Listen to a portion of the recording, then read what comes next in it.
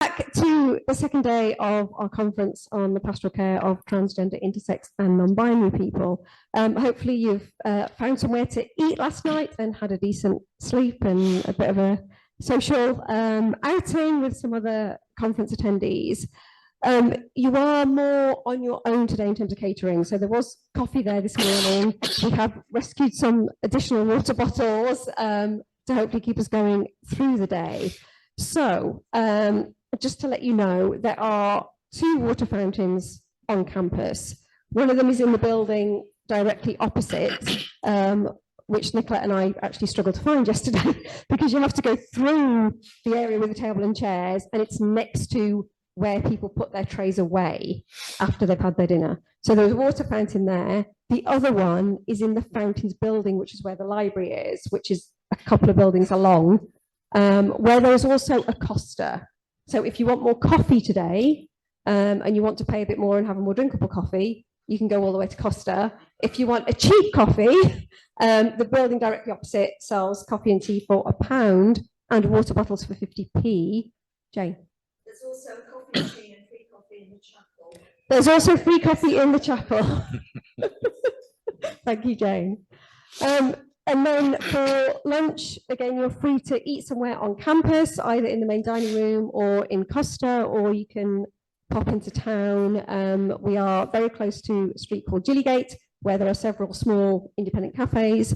Obviously, if you head into town, you'll get more chain type places as well. If you came in via Lord Mayor's Walk this morning, you would have seen the Progress Pride flag flying from the top of the quad. And thanks very much to Estates for putting that up for this conference. I think that might be all the announcements for now. I hope the tech is going to work better today than it did yesterday. And I'll hand over to Chrissie for our first talk. Thank you.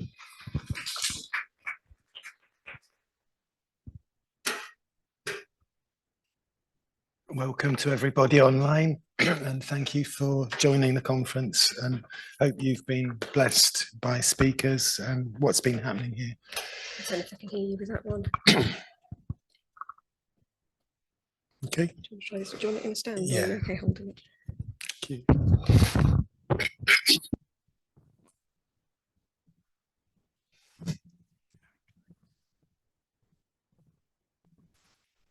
Okay, is that better? Okay. Just thank you to everybody who's joined us online. Hope you really enjoyed the day yesterday. You can't see, but we have a naughty row in the auditorium at the back. The usual suspects.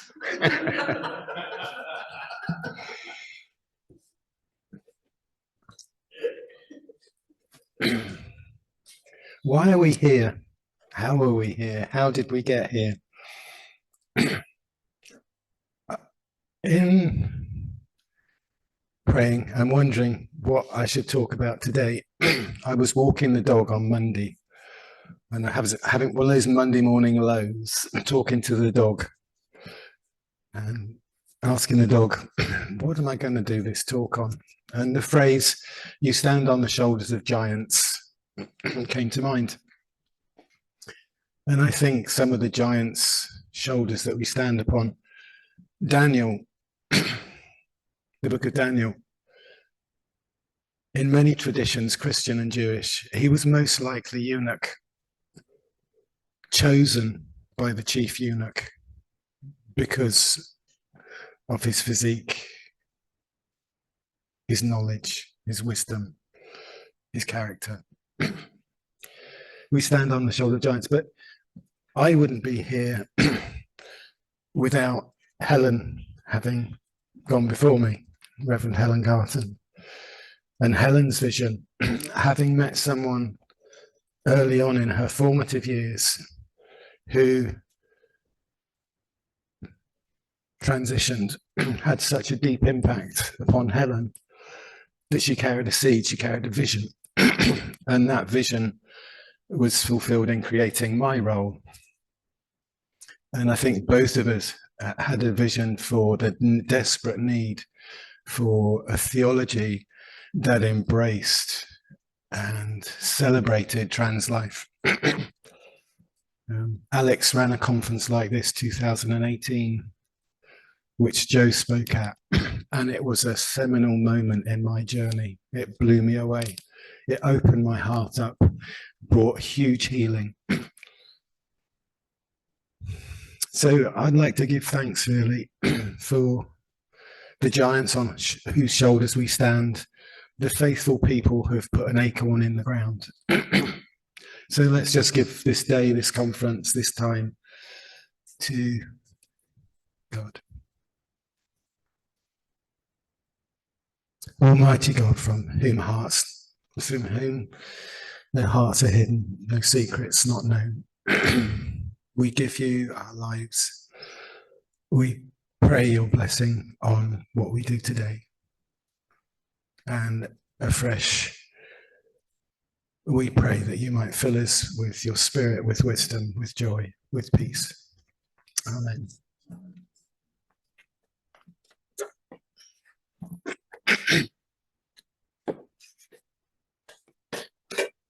Yesterday, I spoke about what do transgender people need to flourish from a personal pastoral perspective, pastoral care for the trans individual, starting first and foremost with themselves, to themselves. Today, I want to look at pastoral care for trans people from a social, national perspective.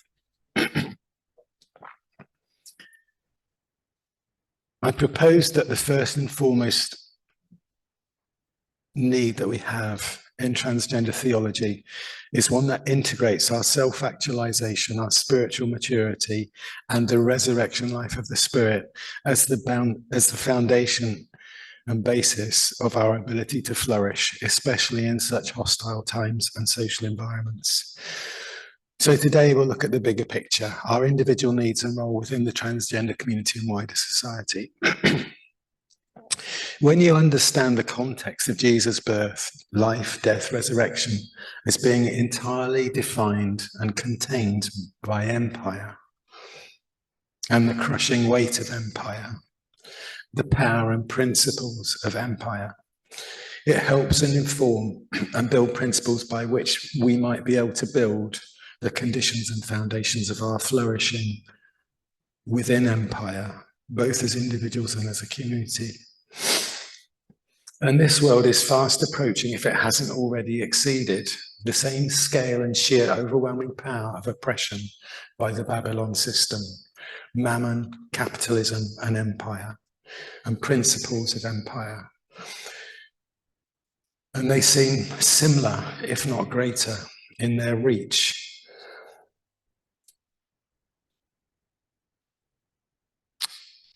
Whether it be Roman, Babylonian, or British, today we see empires created by billionaires whose inhumanity and callous greed is as staggering as empires of nationalism and colonialism. The effects upon the poorest and the most marginalized are the same.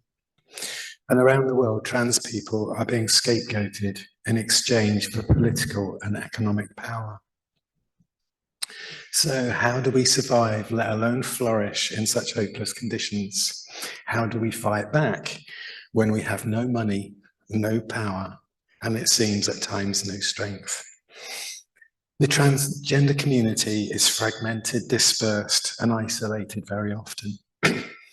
We're not the castles and strongholds or the banking towers and shiny lights of capitalism. We're the slums of South America, the sex workers earning their hormones and surgery, even here in the UK. We are no organization or hierarchy with top-down authority and power. At the beginning of this year, I felt impressed upon me so strongly, so powerfully, the scripture, not by might, not by power, but by my spirit, says the Lord. The weapons we fight with are not the weapons of this world, but the gifts of a heavenly kingdom like no other. Our weapons are love, grace, joy, and peace. Who are we then, this amazing, dazzling, glowing, shimmering community of strange and queer folk? We're like the stars in the night sky. We're like the grains of sand that are on a beach. washed to and fro, backwards and forwards by a far stronger tide and force. But if it, as Nikki was alluding yesterday, and as Jay pointed us towards such a beautiful example of the monk sitting outside the monastery gates,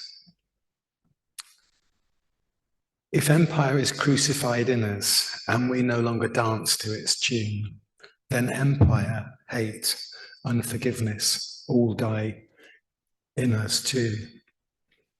And we begin to get this heavenly vision of resurrection life, living in and by the Holy Spirit of God. So where am I going with this? Where am I trying to take you? A crucified Palestinian Jewish carpenter brought down the greatest empire the world had ever known. Think Gandhi, a man who spent nothing, ate almost as little, and turned his back on all power and principles of empire. And he triggered the downfall of the British Empire. Think Martin Luther King and the civil rights movement, overthrowing segregation. Think Desmond Tutu and Nelson Mandela, bringing down apartheid. It seems they captured the consciousness of their age, and they spoke for an oppressed people. But it wasn't just them, it was everybody who stood with them. Each of them lived lives of practical, demonstrable non-violence, using human weakness to subvert empire. I don't know if you know, but the single common principle common to all martial arts, you're taught and learn in the face of violence to abide in the place of peace, of calm, and abiding in the Zen. You learn that to overthrow your enemy, you must use their own aggression, violence, power, motion, and energy to overthrow them. They provide the energy of their own downfall. As Jimmy Cliff so passionately sang, the harder they come, the harder they fall. When I was a toxic young alpha male thug, living my false self, the great pretender, someone of such total emotional instability and violence, I remember one evening smashing a bottle on the ground to create a weapon. We were high and drunk, high-spirited jinx, but potentially lethal. Apart from one good friend who never got high, never got drunk, but hung with us all the same. He was 6'2" and a kung fu master at the age of 19. Rushing him from behind to grab him around the neck in a playful chokehold, I found myself sailing, floating over his head, being twisted onto my back in midair, and then suddenly felt gravity take over as I crashed towards the ground. And in that moment, I thought, oh, holy shit, I'm going to break my back or my neck. And Rich laid me down, light as a feather, careful upon the ground. There are some lessons in life that you never forget. Rich taught me what it was to abide in that place of calm, of clear and perfect vision. For me, Gandhi, Martin Luther King, Desmond Tutu, Black consciousness and non-violence are and were where I look to for my inspiration, motivation, strength and comfort. And behind them all stands this quiet carpenter from Nazareth. The problem for the transgender community is we are the most disorganized individualist community I know. Transition either inflames the ego into a total self-absorption, necessary and needed for survival mode, or becomes the cross upon which it dies. And the choice is ours and ours alone. And the other thing you'll know is that there are almost as many trans ministries as there are trans people. We understand the depth of need and isolation, and incredible numbers of trans people want to save and rescue others and spare them from the hell they have already been through. This is both beautiful, empathetic, and powerful, liberating as individuals and a community, but equally as problematic. We love others as we wanted to be loved. And there can still be a huge amount of need, even in our giving to others. We're trying to earn our validation. We're trying to find a place, to find kudos in this brave new world of transgender land. And self can remain still at the very center of our motives and ambitions in loving others. So if there's 10,000 trans people and 10,000 trans ministries that revolve around our need for validation, kudos, respect, and carving a place for ourselves within the community and wider society, what invariably happens when we hit burnout, retirement, or die? Our ministry dies with us. How do we grow in solidarity, organizational influence, collaboration, partnership, joined up thinking and action without the principles of empire? Nearly every capable, loving, selfless trans person I know is so fully immersed in saving the trans world from oblivion that they have little time for each other, for being and doing community. Our middle name is activism, and we are labelled transgender activists, capital A, for good reason. That's what people see, and that is what people get. Yesterday on my Facebook feed, a trans friend posted the suicide of one of the community leaders in the queer community in Toronto.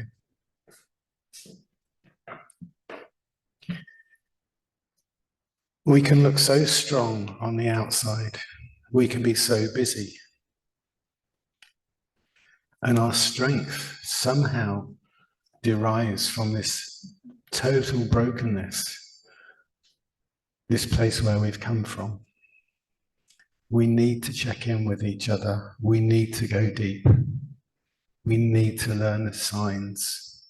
We need to know people so well that we can see when they're out of sorts. Whether you're trans or whether you're an ally, build deep, deep relationships of intimacy.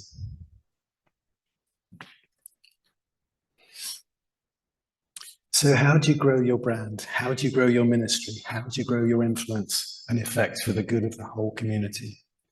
How do you develop a sustainable ministry of world-changing vision that will outlast you, outlast your need for validation, your burnout, your retirement, and your death? This is the question I've been asking myself from the moment I stepped into my role as outreach and development worker with and in the transgender community. It's a question that has exercised and challenged my ego and selfishness deeply.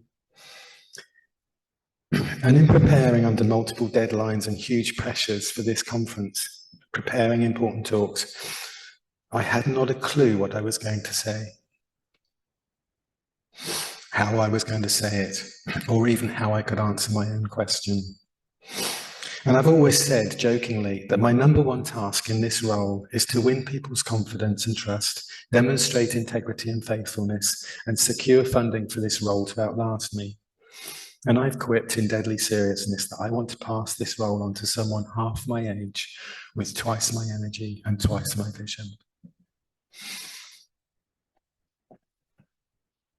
For the best and most fruitful years as a young believer, I spent a number of years preparing people for service in mission, not as an exercise in colonialism, but as an exercise in washing feet, because that's what I saw Jesus doing. Our common goal as leaders to the dozens of young people who came through our doors of the base each year was this: our ceiling is the floor upon which these young people can stand, flourish, grow, and explore their calling, character, gifts, and faith. Let me say that again. Our ceiling is the floor upon which these young people can stand, flourish, grow, and explore their calling, character, gifts, and faith. Our vision was not to show them how to lead, although we pushed them out way beyond their comfort zones. It was to show them by how we lived how to love and serve others. Our vision was to raise them up that they could stand on our shoulders and achieve far more than we ever could ourselves. And do you know, the ones who always made the best leaders and servants, the most compassionate, empathetic, and visionary young people, it was nearly always, without exception, the most broken, the most hurting, the most angry, the most uncomfortable to be around, the misfits, the oddballs, the ones people thought were losers because they were too broken. The most prophetic person to speak into my life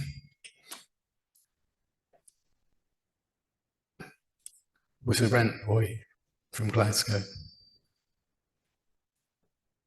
Another person who blew the school away with their hunger and thirst to do what Jesus did was a young female heroin addict who'd got on a boat to India from Australia, met the missionary who had shared the gospel with her.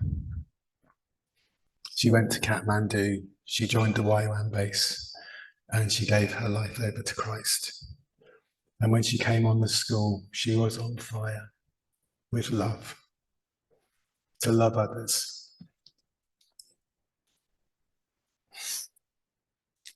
Lifting others up, seeing the incredible potential, gifting, calling, and vision in the least likely, in the marginalized, the oppressed, and outcast. A bit like Jesus, really. That's how you grow your ministry into a sustainable, lasting vision, which will outlast my limitations, my ego, my own vision. It's by enabling and empowering others. And all my life, ever since experiencing this discipleship school for 3 years, my greatest joy has been coaching, coaxing, and encouraging young people, getting them to flourish, excel, exceed even their own expectations and dreams. And I believe this is what the transgender community needs right now, more than anything else. More than money, more than power, more than organization or strategies of fighting back. To lift others up, realizing our own limitations and our ceiling, that it is the floor upon which they will stand, serve, flourish, and grow. This way, the transgender community can become not the fragmented, scattered, divided, and we're often subject to our own egotistical ambition, desperately seeking some form of validation, glory, or success. And I'm not preaching at you here, I'm preaching at me, because I know this truth in my own life. It's one of those crosses upon which I die. And if we're honest with ourselves, this journey of transgender transition is a journey that does take us deep inside ourselves. And building ministries can seem like the antidote of self-obsession that we needed to survive, to transition from hairy caterpillar to beautiful butterfly. But these ministries are really only an extension of ego. Somehow, they have to become surrendered, crucified, spirit-filled.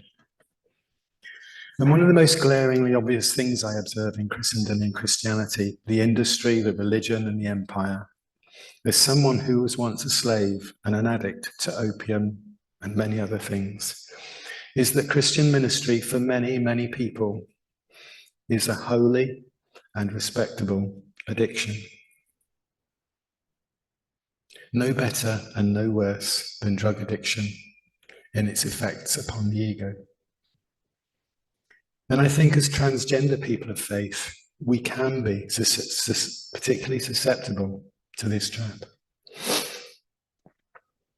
For me, the perfect antidote is lifting others up, loving them, serving them, creating the conditions in which they can flourish and grow. This is true discipleship as Jesus lived it. First and foremost, a community, a family, a time and a place where being and intimacy is far, far more precious than our doing. Just as Mary sat simply to be with Jesus. Who are you inviting into intimacy? Who are you investing in? Who are you believing in? Who are you causing to flourish? For whom do you create that safe space? This is how we will survive and flourish as a scapegoated community in a hostile world. I've got two major projects growing for 2024, and both of which I'm looking for young, visionary people bursting with energy, life. If I could have 100 Jays, 100 Joshes, I would be so, so happy. The energy that you have and that you bring to this tired, weary, bitter, cynical, battered old soul is beyond words, beyond price. The first is this conference and its sustainable future. And alongside that and serving it is the Transgender Theology blog and website, which is so ripe for development, so underused, for those who have the vision, the energy and the talent to see it grow. And the second is a very simple vision: to create sanctuary churches for transgender people across the country. And this consists essentially of online modular training, maybe 8 or 10 videos to study in a year, 30 or 40 minutes long with an accompanying worksheet, covering everything about transgender lives and identity, from theology to biology, from history to anthropology, from best pastoral care practice to detransition, how to make your church a safe church for trans, intersex and non-binary people, possibly with a couple of Zoom meetings for participants over the year, possibly with a final meeting for giving out certificates and for going through the final stage of how do we make our church a trans safe church. The aim and the objective of this online training is to have accredited clergy and church members, teachers, pastoral staff, and to develop sanctuary churches in as many towns and cities as possible. I've already got 2 dioceses, 1 denomination and a theological college on board. This project is an ideal vehicle for training teachers and staff in Church of England schools and possibly wider. We need this generation, your generation, in the leading the creation of this project, not binary dinosaurs like myself. And then lastly, I don't know if you noticed, but Ash is not here today. Dr. Ash Bockwell is a good friend and has an incredible amount of vision, gifts, such a heart for the community. And they sent me a message which I got in the early hours of the morning.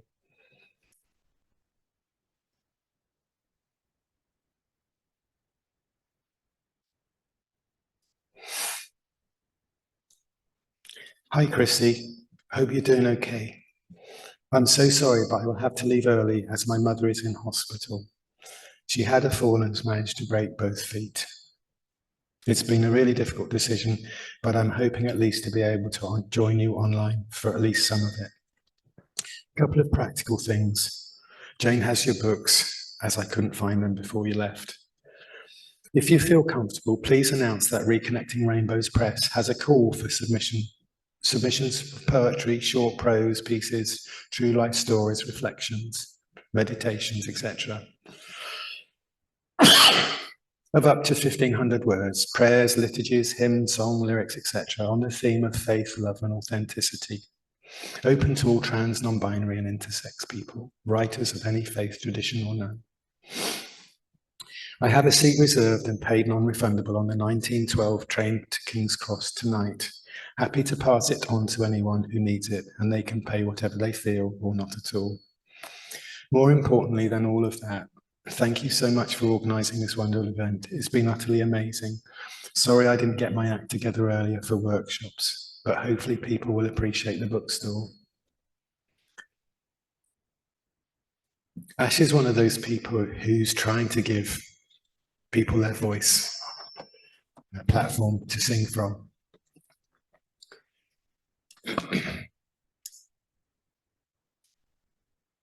So I think I've just given a little flavour of my heart, my passion, my desire, my vision for the community. I know that cuts close to the bone for some of us. I think anybody who's been serving in ministry for any number of years realizes that the closer you get to God, the closer you get to your own stuff, your own sin, your own ego, the things that stop you from being fruitful like Jesus was fruitful. And so these times of honesty, they're painful. Sometimes we can squirm and feel that was a bit close, but that's possibly because it was true. And so I think it's a real challenge for us to move forwards. And I guess my bottom line is that when I started this role, in the first 3 months in a 6-week period, there were 3 young trans suicides very close to me. One, a young girl, 15-year-old, took her own life in a village just 5 miles away. Another, a young 15-year-old trans boy in a town less than 15 miles away. Another, a young 20-year-old Christian working in a trans ministry and charity whom my neighbour had mentored. They ordered chemicals online to take their own life. So in everything that I do, in everything that I think we do, we are about saving life, salvation. But we're talking physical lives here. We're talking very troubled, very isolated, very shamed young people. And I suppose that's the context for everything that I said this morning. Be aware of what we do and what we're about and why we do it. So thank you for listening. I hope you have a really good day. I don't know if there's time for questions.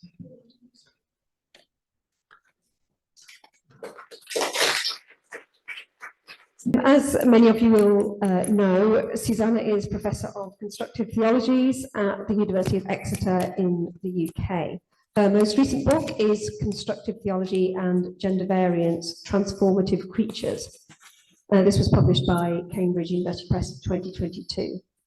In 2017 to 19, she led the Modelling Transgender Spiritual Care Project in partnership with the West of England NHS Gender Identity Clinic, The Laurels. The title of her talk today, as you can see, is Spiritual Care for Trans People, Findings from the Modelling Trans Spiritual Care Project. Thank you, Susannah. Thank you. Should I have that one as well, or will this pick up? That's working now. Okay, perfect. Okay, can people see me and hear me? Okay, perfect. I'm not as tall as some speakers.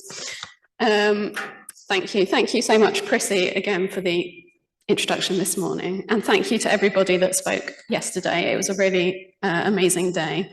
So today's theme is obviously more explicitly about pastoral care. So I'm, as Esther said, going to be talking about an older project that ran a couple of years ago, focused on that. But later I want to talk a little bit about something new that we're planning that I hope some people here would like to be involved with. I'm really grateful for the invitation to be here today and to take part. It was a real privilege to be asked to do that and to come and speak. And I never kind of want to take for granted that trans people want to hear from yet another cis person, or generally have cis people in a trans space. So thank you, and I really appreciate that hospitality. As Esther said yesterday, but I know not everyone was here yesterday, I also want to make really clear in my work that my feminism, my feminist commitments and my feminist theology are trans-affirming, and to be somebody who tries to counter some of that gender-critical feminist rhetoric that we're also used to hearing. I'm also aware, though, that I've got cis privilege, and I never want to be speaking with a sense that trans people can't speak for themselves, for yourselves. And I continue to learn so much from all of you, so thank you for that. Okay. I promise you that this is not going to be entirely set in the key of misery, but I did want to just give a heads up that there are going to be some mentions of suicidality and self-harm, depression and anxiety. and I'm going to be talking quite a bit about waiting times at gender clinics. So please come and go as you need to, and do make use of the conference chaplains and the people that are here to give support if you need to do that. So way back in 2015, which feels like 100 trillion years ago, I was approached by the Laurels Clinic in Exeter. And as most of you probably know, in England, there are 7 NHS gender clinics who treat over 18s. Situation for under 18s is a bit different and more different now than it was then. But I was approached by the Laurels because they had noticed that quite a lot of the people who were coming to them, being referred to them, had, as they described it, some kind of faith identity, some kind of religious commitment. We're in Devon, it's not the most diverse part of the country, so by and large that was people with a Christian faith commitment, although not universally. And the clinic said, we know that we should be doing something about that, but we don't really know what. We don't feel well equipped to kind of do spiritual care or kind of to know where to point people. So could we do some thinking about that? So we applied for some funding from the Sir Halley Stewart Trust for a project which would begin to explore what good spiritual care for people going through transition in the care of NHS gender clinics might look like. Just a little bit of context before I tell you a bit about the specifics of what we did. This is a bit tiny, but I hope you can read it. What I've put up here, this is an excerpt from the NHS's, it's called the Standard Contract and the Service Conditions. And the wording that I've taken here is from the current ones for 2023-24, but actually the wording was identical in the 2014 version, which is what we were working from at the time. And this states that the NHS, or whoever is providing healthcare on behalf of the NHS, must take account of the spiritual, religious, pastoral and cultural needs of service users, and that they have to have regards to NHS chaplaincy guidelines. So that goes for anybody who is receiving any kind of healthcare through the NHS. And then if you look also at the piece of government legislation that kind of covers this, both back in 2015 and now, that is the Health and Social Care Act from 2008. And as you can see, that says that assessments of people's care and treatment needs should include all their needs, including religious and spiritual needs. So all of that is to say that spiritual care is in no way over and above what the NHS should be doing. It's kind of right there. And yet, as lots of you probably know, whether because you yourselves work in pastoral care or have been patients of the NHS or for some other reason, you know that actually spiritual care often doesn't happen, perhaps isn't always done very well when it does happen, and that when budgets are squeezed, as they are frequently, constantly within the NHS, things like chaplaincy are often the things which are kind of cut. You know, they feel like luxury items. So our kind of key questions for this project were these. I'll just point out that this project ran 2017 to 19, and then something quite massive happened in the world kind of towards the end of 2019 and into 2020, as you may remember. So spoilers, this doesn't have a lovely kind of neat ending to it. But these were our questions at the outset. This is what we wanted to know. We wanted to know what resources existed already for providing good spiritual care for trans people. We knew of lots of little pockets of good practice going on, but we wanted to kind of do a bit of a systematic review to kind of gather those together and see what existed. We also wanted to talk to patients and to chaplains and other people about what barriers they felt might exist to providing appropriate spiritual care for people who were going through transition under NHS care. We wanted to kind of centre trans people, obviously, and to say, what do trans people kind of want in terms of spiritual care? What do trans people kind of see as trans spiritual needs? We also wanted to explore what effect good spiritual care might have on people's outcomes, on people's mental health, and also physical health and kind of general well-being. We wanted to know where chaplaincy services fitted within this, because if we go back to the previous slide for a sec, the stuff within the contract of care and the stuff within the kind of legislation, this is not a special thing that chaplains do, right? This is basic. This is everybody working within the NHS who has a responsibility to do this for everyone receiving care within the NHS. However, we did want to kind of explore, is there a specific role for chaplains? If so, what might that be? How might chaplains kind of complement what's going on within the core team? And to explore what additional training and resourcing chaplains might feel that they would need to be able to do this. Okay, I'm about to tell you some stuff that probably won't surprise you at all. It might depress you, but it's probably stuff that you already know. I want to go back to look at the GIC waiting times around the time that the Laurels first approached me to kind of say, let's begin to explore this. So this is from sort of right in the middle of when we were doing the project. So this is from 2018, and these were the waiting times for the GICs at this point.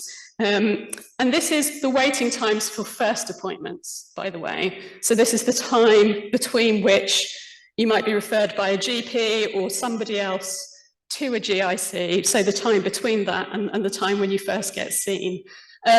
So again, a bit of context for anybody that doesn't know, the NHS's own targets say that the maximum waiting time for any treatment is 18 weeks, and it should be much, much shorter for lots of things. So there will be lots of things which have got kind of sub-targets that are shorter, but the longest waiting time for anything should be 18 weeks.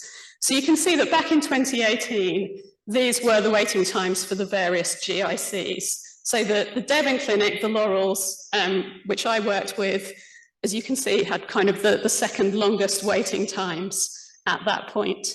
If you go down to 3 from the bottom, so the Tavistock and Portman Clinic, their waiting time at that point in 2018 was 52 weeks. It was a year.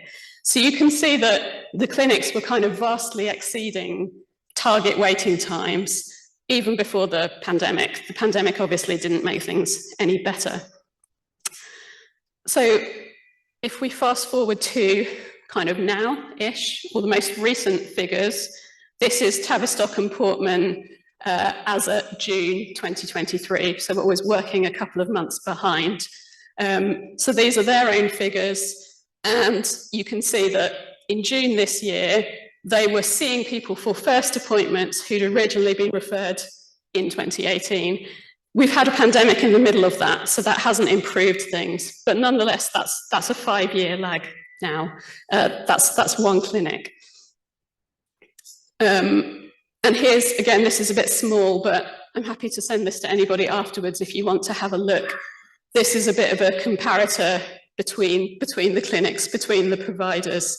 So our project only looked at England, by the way, but you can see on here the stats for Northern Ireland, Wales and Scotland as well. But again, if you look at the figures, you can see that actually these are even worse. These waiting times now are in months rather than weeks, and they're massively exceeding the target. So while at the beginning of the project, we thought that actually we would be most interested in spiritual care for people who were kind of already in the process, actually, as time went on, even before the pandemic, we began to realize that actually one of the things we ought to be thinking about might be the impacts of spiritual care for people who hadn't even got to a first appointment yet, who were kind of in that waiting time.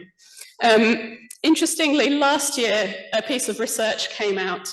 All the references are at the end of this PowerPoint, by the way, so you can have access to all those. This piece of research came out, which was an analysis of correlations between gender clinic waiting times and patients' mental health between 2014 and 21. And basically they found pretty much exactly what you might expect to find, which is that actually longer waiting times contributed negatively to trans people's quality of life, impacted negatively on mental well-being. And yes, the impact of COVID was in there, of course. So I just want to give you a little overview of some of the stuff that we did within the project, and in particular to point to the spiritual care framework that we came up with. So one of the really nice things about this, from our point of view, was that it was the clinic who had approached us in the first place. So there will be really mixed feelings in this room about gender clinics, for totally understandable reasons. And there will be really mixed feelings about the models of care that the NHS uses. And I understand that also. And I'm sure there are people in the room who've got perhaps personal experience of working with the team at the Laurels. One of the things that I found really heartening was that they themselves had recognised that spiritual care was a need and was an imperative. So it wasn't kind of me chasing after them saying, you really should think about this. So that was a really positive thing. So we had several meetings with kind of senior staff at the Laurels, and also chaplains working within Devon Partnership NHS Trust.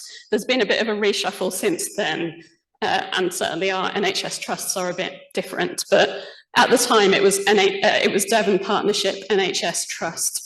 Most of you probably know, but I'll tell you in case you don't, that certainly in England, all of the GICs are hosted within mental care NHS trusts. So some of you will know that there are kind of specialist NHS trusts kind of looking after particular types of need. There's lots that we could say about why that is and whether that's a good thing or not, but it's a fact that actually all of the GICs at the time we did the project were within specialist mental health trusts, and that was true of Devon Partnership Trust also. And then we wanted to obviously kind of talk directly to service users, to trans people who had already gone through transition with the NHS at some point in the past. So some of those had been former patients of the Laurels, some of them had been former patients of other clinics, and also people who were kind of going through the process at that time, who were current patients of the Laurels, and really to kind of gather their experiences, to kind of say, did you know that actually you had a right to have your spiritual and religious needs taken care of? Did that happen? Would you have wanted it to happen? Do you think it was done well? What would you have wanted? Did anything, was anything less good? And so on. And a bit later, I'll refer directly to some of those. And then we developed a draft spiritual care framework. So I just want to point you to that quite briefly. These might not be the best colours for some people, so I apologise if the contrast isn't very good for everybody. Again, I can send this around afterwards so you can tweak the colours to make them better for you if you need to. So the first thing that we wanted to propose was that trusts should be commissioning specialist chaplaincy services to oversee spiritual care for gender clinic patients. Now, I said a minute ago, spiritual care is the responsibility of all caregivers. So this might seem like a strange place to start, to say, let's commission specific chaplains to do this. The reason that we kind of proposed this was because actually we knew from talking to the team at the Laurels, but also actually to lots of other providers, that they did not feel well equipped to do this. And actually they were really worried about doing it badly and causing more harm, which I think was a good impulse. So we knew that actually gender clinicians didn't feel well qualified to do spiritual care, and frankly, because trans people deserve good spiritual care provided by people who know what they're doing. One of the things that we kind of noted was that while there are not necessarily lots of trans chaplains working within the NHS. There are some, but while there are not lots of trans chaplains, there are lots of LGBTQ chaplains more broadly for various interesting reasons. So we hoped that actually chaplains in general might be quite well disposed to be supportive of trans and non-binary people. However, we knew that actually chaplains also would probably need some additional training and additional resourcing. So again, that would take support, that would take financial support and so on. We wanted to put in there that actually discussion of spirituality should form a really explicit part of somebody's care pathway. One of the things that we kind of knew and realised is that spiritual care is very often something that falls through the gaps. But one of the things that kind of became clear was that actually, even among gender healthcare providers who felt really kind of unprepared and unqualified to think about spiritual care, actually that at least when gender healthcare is working well, which lots of caveats, it often does not, but when it is working well, one of the things it does well is that it's quite holistic. So actually it's thinking about people's physical needs, emotional needs, social and spiritual needs. You know, in a dream world, people will have access to all sorts of things that some people might say are not strictly medical needs, trichology, voice coaching, all sorts of things. So therefore we wanted to say it's not a big stretch to say that spirituality is in here too. That's a really important part of a holistic model. Then there was a slightly technical point, which I don't want to dwell on, which was really about who has specific responsibility for ensuring that a given patient kind of has access to this. If there are any NHS geeks in the room that want to talk more about that, we can afterwards. But again, this was a way to ensure that spiritual care didn't fall through the gaps. And then this really came from discussions within nursing care. So actually, again, for those of you who know anything about it, the kind of group of professionals within the NHS who probably take spiritual care most seriously are nurses, nursing professionals, because although actually nursing has been severely eroded, what many, many nurses see as a really key part of their vocation is to be the person who has that holistic overview for somebody's care, who is able to take time to take account of emotional and spiritual needs and so on, alongside everything else. So if we look at nursing literature, that is really streets ahead in terms of spiritual needs frameworks and spiritual needs assessments. So this was kind of gesturing towards that. You can see that in this framework, we're using quite medical language. So we're talking about patients, for example. That's because this is NHS facing. And I realised that it's not unproblematic language and not everybody kind of wants to look at things through that particular type of model. And then this is really interesting given what Chrissie was just saying about wanting to kind of create the trans sanctuary churches and ensure that people can be signposted to them. So at the beginning of this project, we wanted to create a kind of register of safe congregations, essentially. For various reasons, we didn't and couldn't do that. When we were talking to trans patients and also to chaplains, one of their hesitations was, they said, basically, how do you monitor that? If you knew that a congregation was affirming or a safe place on a given date, how do you ensure that it continues to be? Because actually, when there's a change of vicar or a change of pastor or whatever, things can change quite a bit.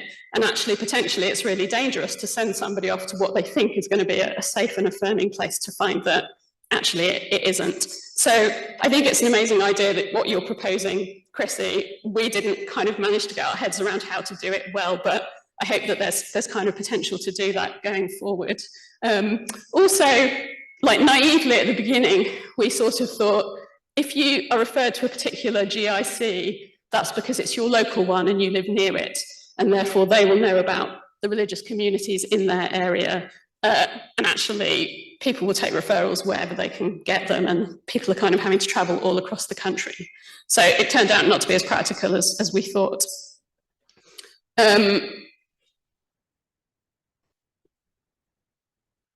Yeah, and stuff about accountability really, and wanting clinics to kind of do self-assessment to see how well this is working. So that was the spiritual care framework. So what did we do? We had a research meeting at Exeter University, where I'm based, which brought together academics from various disciplines, healthcare chaplains, trans people from lots of different faith communities, because chaplaincy within the NHS is multi-faith, and this was a multi-faith project, as well as lots of other professionals, nurses, psychiatrists, psychologists, and so on. So we wanted to kind of share the initial findings from the questionnaires, share the draft framework, ask for feedback, and also kind of gather people's expertise about what was working well elsewhere. I was then invited to go and talk to EPATH. So EPATH is the European branch of WPATH, who come up with the worldwide standards of care for gender medicine and so on. I suspect there's little love for WPATH in the room, for all sorts of good reasons. I don't know how people feel about EPATH. I could talk a lot about it, but I won't at the moment. But I think one thing to say is that whatever you feel about the medicalisation of trans care, whatever you feel about the kind of problematic paternalism of some of those types of bodies and so on, there is something really, really powerful about lots of people being gathered in a room together and having to listen to each other. And those people including trans activists and advocates and experts, alongside doctors who should be, but frequently are not experts, and others, and all of them being in a room together.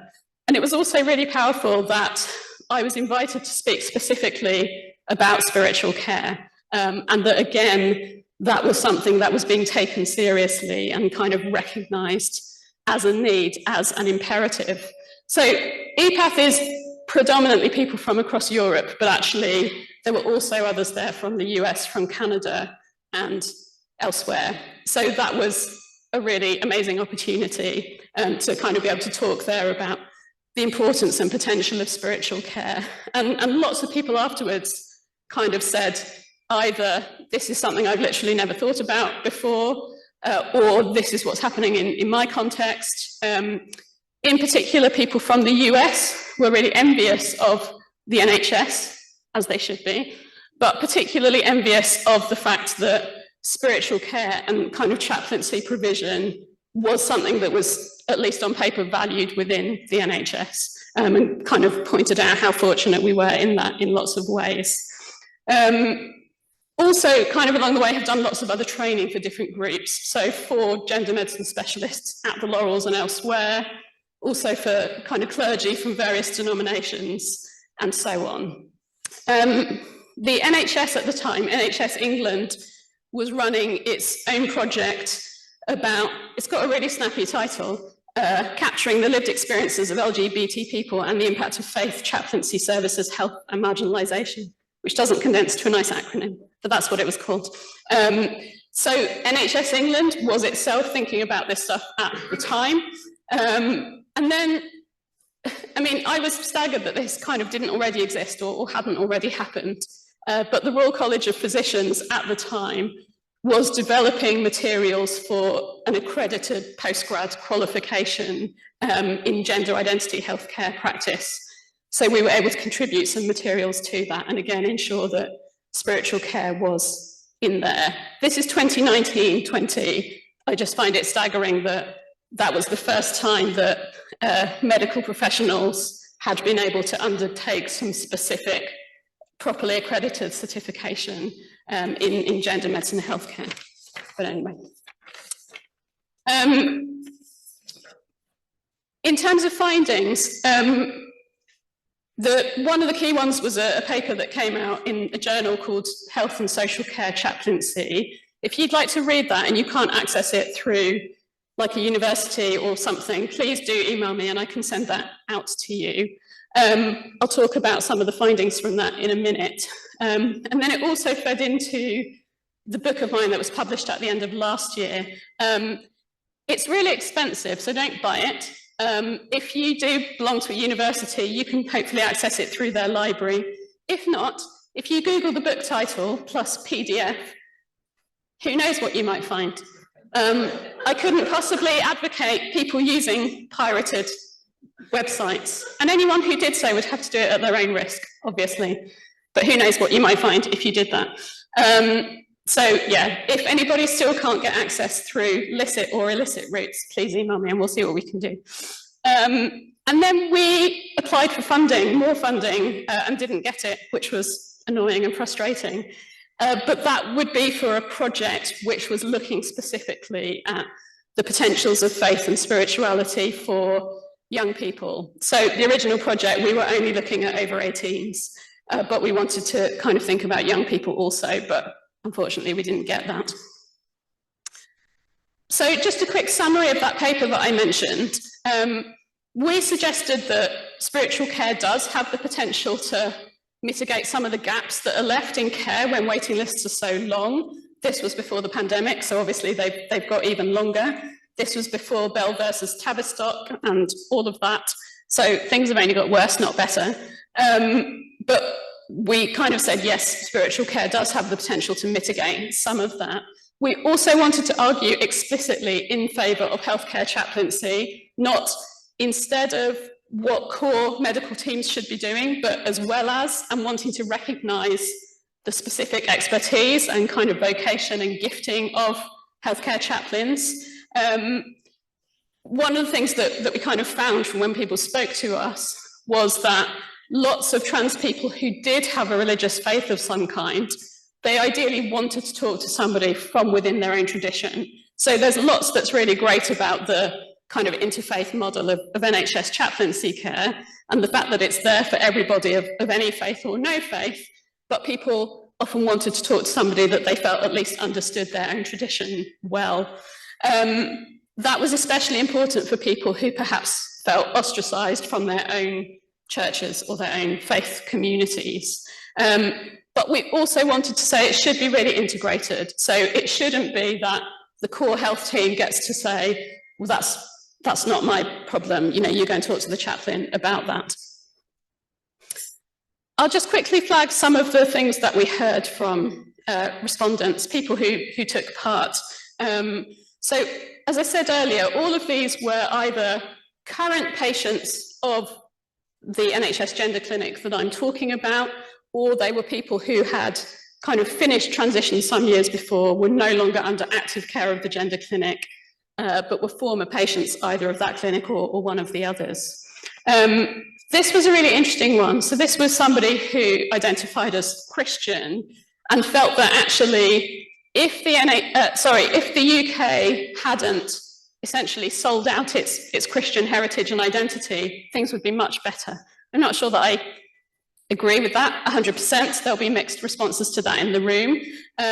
But basically this person said, you know, if Britain was still a Christian country, as it always used to be in the good old days, then surely religion and spirituality would be more centred within healthcare than they are. But this person, Virginia, she said, I don't think it's a coincidence that many transgender people struggle with mental ill health, including depression, as I have. This increasing burden on the NHS could be relieved enormously if there was better provision for the spiritual well-being of all who identify as transgender. And then I want to kind of think about two people and then sort of talk about them together. So this is somebody called Erdo, who is a Buddhist, and Erdo said, I think it would be useful for gender clinics to ask new service users whether they have or need support regarding their spirituality and their transness, and to be able to follow through with that if the answer is yes, please, but to follow through by first asking, what's the best way we can support you with this? So kind of centering, it's just so obvious I don't need to say to you, but I'm glad that this person did say it, to kind of, rather than coming along with your, this is how we do it, and then dropping it, kind of saying, what is it that you actually want? What is it that you actually need? Because that clearly won't be the same for everybody. And then Pereira, a Christian who'd also completed transition some years before, was talking about actually their experience of having been in hospital, not for anything related to gender transition, but it's trans broken arm syndrome, which you all know about. But basically kind of saying that when they'd been in hospital for something entirely unrelated, because hospital staff knew they were trans, they'd sort of assumed that they would be very antipathetic to religion, sort of saying, well, isn't religion really anti-people like you, so why would you want anything to do with religion? And Pereira said, access to the chapel and a clear positive message that this was a safe and available space would have been useful to me in hospital situations. The assumption from staff was that a trans patient would not want to go near it, despite the fact that I'd bought writings of St. Augustine as my bedside reading, which I thought might give a clue. Now, both of these two people, Erdo and Pereira, both of them were actually themselves pastoral carers. They were both kind of ministers within their own faith communities with a particular vocation to give spiritual care to other trans people. There's a really strong argument in favour of saying the best people to do spiritual care for trans people are trans people. I agree with that, but I would also kind of add a caveat of the sort of caveat that we've heard a couple of times over the last couple of days, which is to say that is a gift and it's a vocation, but it's also a burden. And it shouldn't just be down to trans people to kind of carry that burden. Otherwise, it becomes too easy for everybody else, including kind of allies and people who are generally trans positive and trans affirming, to say, well, that's on you. We don't really need to change. We don't really need to do anything about that. It also, if we kind of recognise that actually trans spiritual care is a wider responsibility, I think hopefully that also gets over the idea of sort of trans silos, because actually, all of us, cis and trans alike, kind of reflection on gender, on transition, on identity, that's got implications for everybody. It's not kind of a thing that's specific to trans people. So I think that's a shared responsibility. And then there were also people who sort of raised some, not red flags, I wouldn't say, but kind of said, let's think about the implications of spiritual care done badly. So there were some really difficult stories, and I'm not going to share them today, but really difficult stories of what had happened when spiritual care had been done abusively and badly and not well. And I'm sure you can all think of stories like that from your own experience or that of people that you know. So this person actually did not have a religious faith themselves, although they were quite positively disposed towards spiritual care in general. So Rachel said, I'm sure spiritual care and guidance for a transgender person with faith would be a wonderful comfort and support. I am, however, worried that introducing the spiritual view of life into a very complicated situation without the proper professional help and support might exacerbate the situation. Kindly uninformed involvement at a stressful time can complicate things. So we were really attuned to the need to say, this shouldn't be the Wild West, okay? Actually, when we're talking about spirituality, we're talking about stuff that's right at the heart of somebody's identity. And when you're coupling that with questions about gender, that's kind of magnified, I think, really.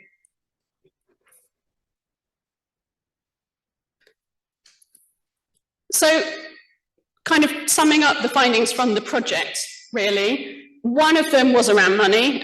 Obviously, everything always is, in a way, which is that actually additional training and resourcing for spiritual carers, that takes money, it kind of takes some heft, it takes some good resourcing behind it. We also wanted to suggest that at a time when healthcare chaplaincy was being really eroded, that it was really important to kind of keep prioritising it. So again, that would have financial implications. That would have implications for NHS trusts about what kind of chaplaincy services they commissioned, what kind of funding they put into that. And also really about increased accountability. So it's all very well to say, all healthcare providers should be doing this, but actually if there's no comeback when they don't, so what? You know, it's like having an international convention on human rights. It's a lovely idea, but if you're in Guantanamo Bay, it might all feel a bit hollow. You know, there needs to be processes of accountability. So when we were doing this project, as I kind of flagged at the beginning, the NHS chaplaincy guidelines from 2015 were operative. And what those said was that within mental health services, and just to recap, all GICs at the time were hosted within mental health care trusts.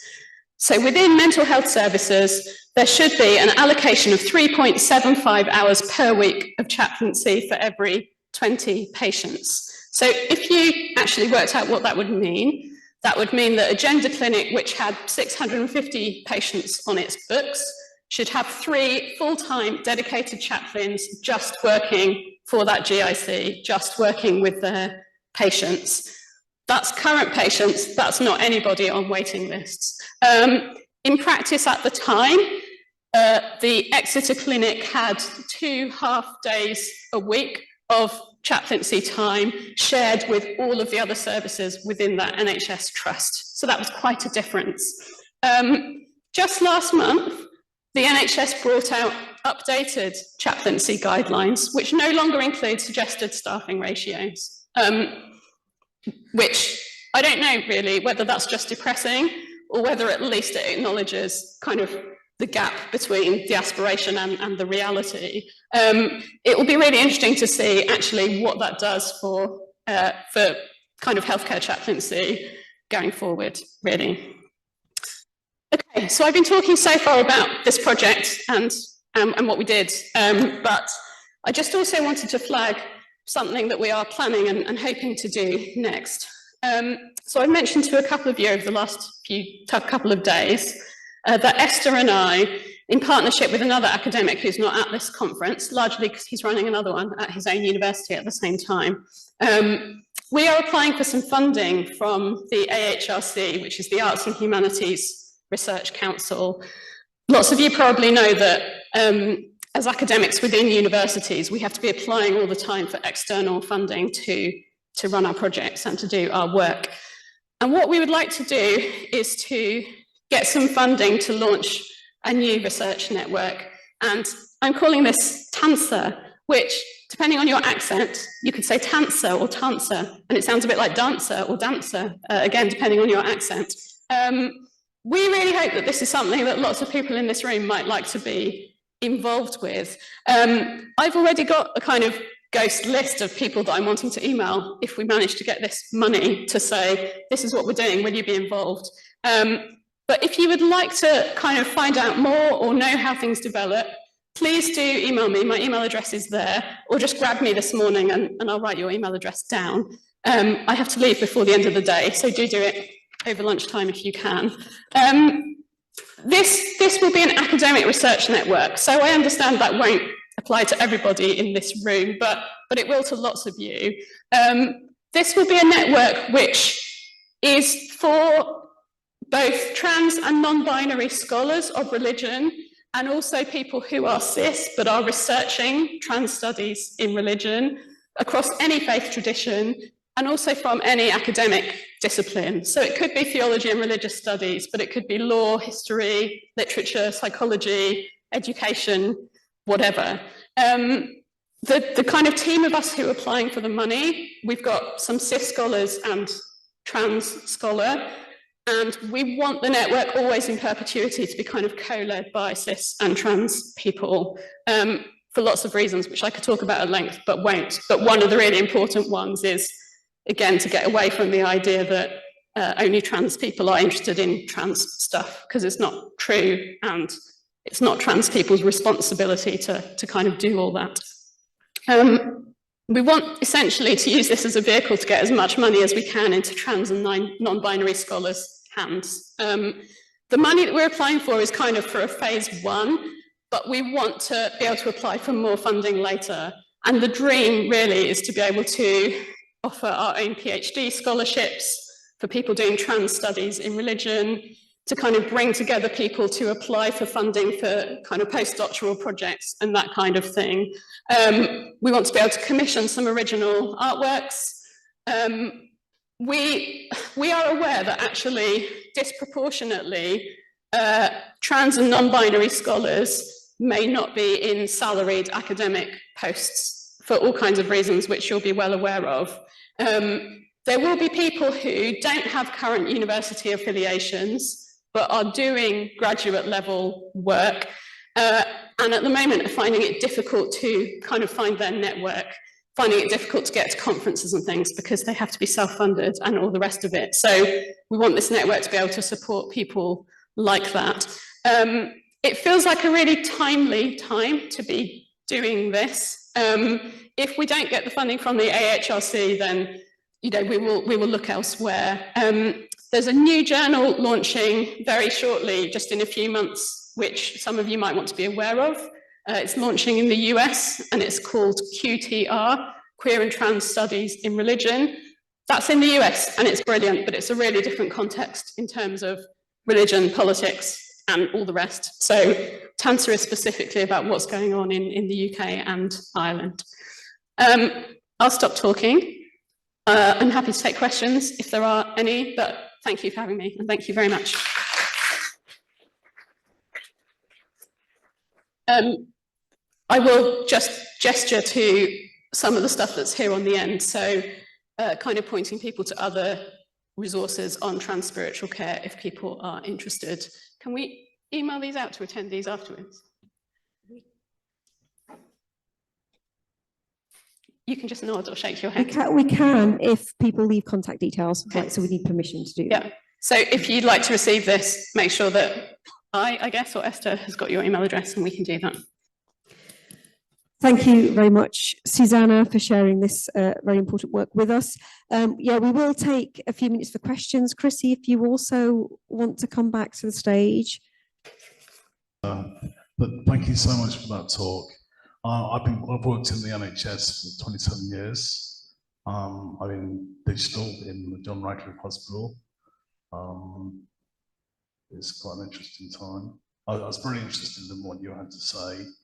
I'd be quite interested in offering my own services as a trans Christian chaplain through the chaplaincy service at the hospital, and so I'm very interested to see how you can assist. Yeah, that would be great. Thank you. And I think we need to have a conversation also about, I think there are lots of you in the room that kind of plugged into this, and I think to be able to talk to Chrissie about how to do some kind of joined up stuff between like local trusts, local faith communities, and yeah, those of you that are kind of on the front lines of doing it would be great. Yeah, thank you. It's very stranded. It's while you were talking, I thought, well, hang on, the light went on. I thought being Christian, being trans, and offering counselling service was quite challenging. I think on the counselling side, I have kind of been exposed in various ways to counselling skills, but that's where I would be most concerned that I would not put my foot in it. Yeah. There are trans people in the hospital who are coming up after me. Yeah. But you might be able to help. Let's have a talk. Thank you. That's great.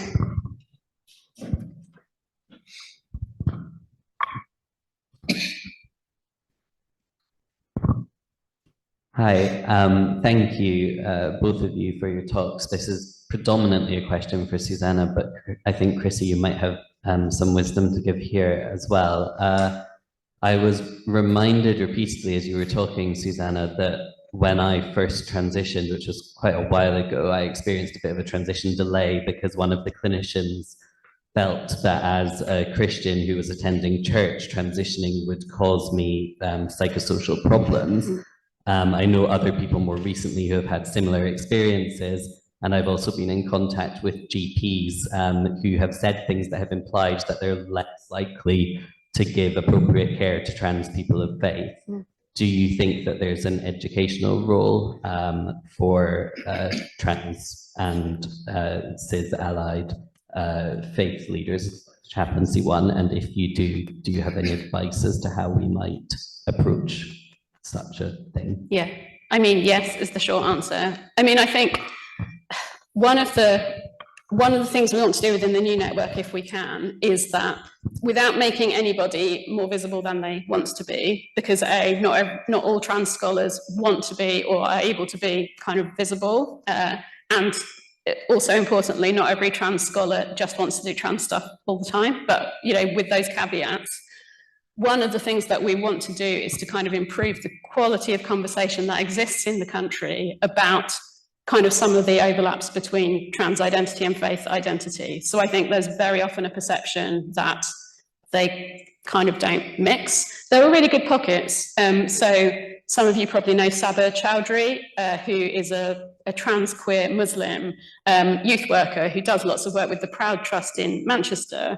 And Manchester being the kind of city it is, there are lots and lots of young trans and non-binary people there from Muslim backgrounds who very often have heard in kind of LGBT contexts that kind of all religion is anti, and have heard in their religious context that kind of trans identity is something really suspicious, but who kind of want to say, actually, both of those things are part of me, and I don't want to have to walk away from my family and my heritage and my faith community in order to find support. So that's a really good pocket where it's kind of being done well, and there is kind of educational stuff happening there. I think the thing about doctors is really important, because in some ways the dynamics are similar to those doctors who don't feel comfortable referring patients for terminations, pharmacists who don't feel comfortable prescribing emergency contraception and all the rest of it. And there are kind of mechanisms which are supposed to ensure that people are able to kind of follow their conscience if they don't feel able to do those things, but they are not able to kind of block people accessing appropriate care. It might be that actually they refer someone to a colleague who they know will do those things, but that's the gap between how things should work and then what happens in practice.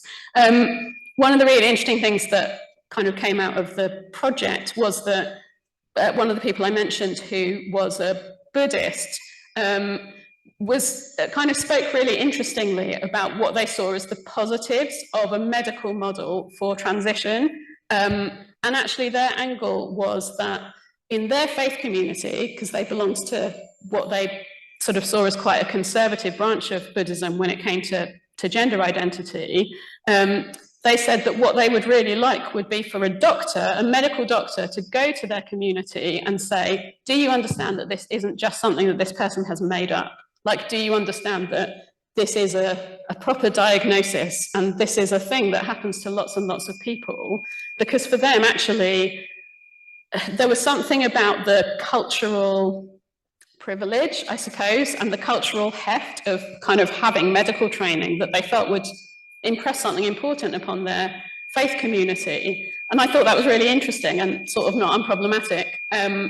But I think actually there's lots of potential for those conversations to be happening in lots of different directions. So I think one of the things that I've been heartened by is that over the last 5 years-ish, no, probably longer because I've lost track of time in the pandemic, but lots of individual dioceses, denominations and so on are having these conversations. So they're not always kind of setting them up necessarily in the most helpful way, but they are at least having the conversations, and are really, really receptive to kind of wanting to know what's going on. I think in a room like this where everybody is really, really well informed about this, I think maybe sometimes we forget that actually out there in churches, in denominations, most people aren't, and that doesn't mean that most people are kind of anti, it's just not really something on their radar at all. So I think that, you know, if both through the academic route that I'm interested in, through the kind of church and pastoral route that Chrissie is interested and invested in, if we can kind of host some of those conversations, bringing those groups together, I think that will be really positive. Does that answer the question? Probably yes here. Yay. Question, and then Jane, our chaplain, also has a question, and then we'll answer. Okay. I'm Cassia. I work for NHS employers, in fact, in the D&I team, so I think you probably know some of my colleagues.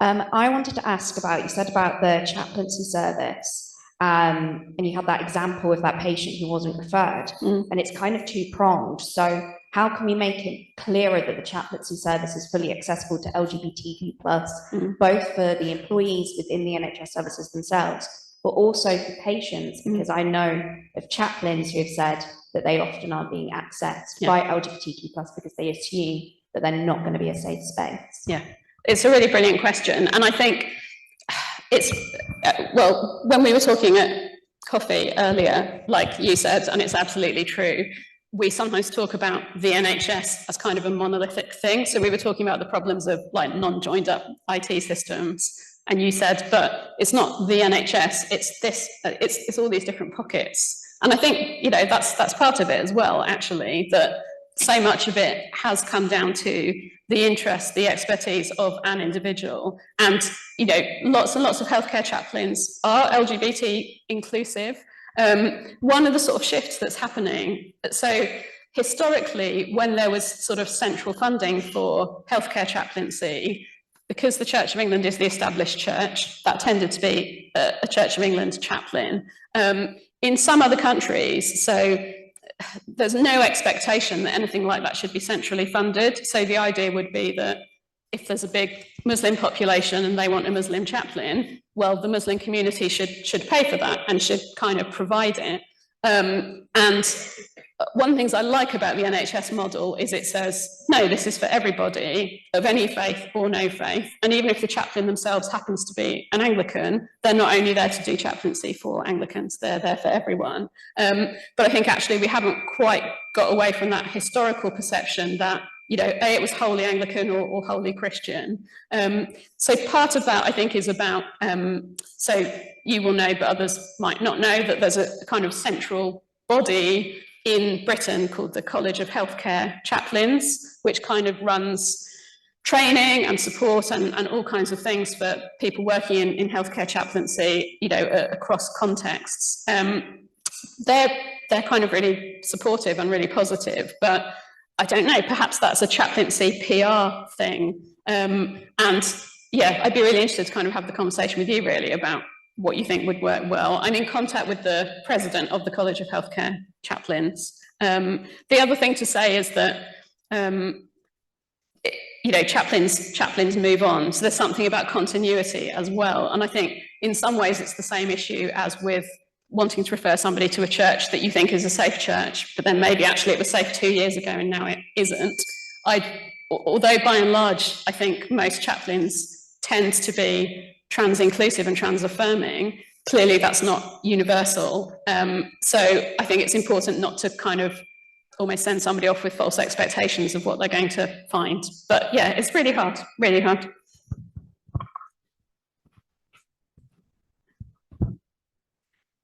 Thank you for what both of you have said this morning. I just wanted to add a note really that I absolutely agree with the NICE guidelines that spiritual care within healthcare is the responsibility of every member of staff towards the patients.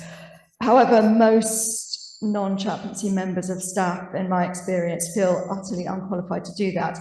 As the chaplain here at the university, I by my request, get 2 hours of spiritual care training, which I'm able to deliver to our nursing students. That's twice as much as I was allowed to have in my former university. Yeah. And that was only to nurses. I didn't manage to deliver any of that to medical students at all.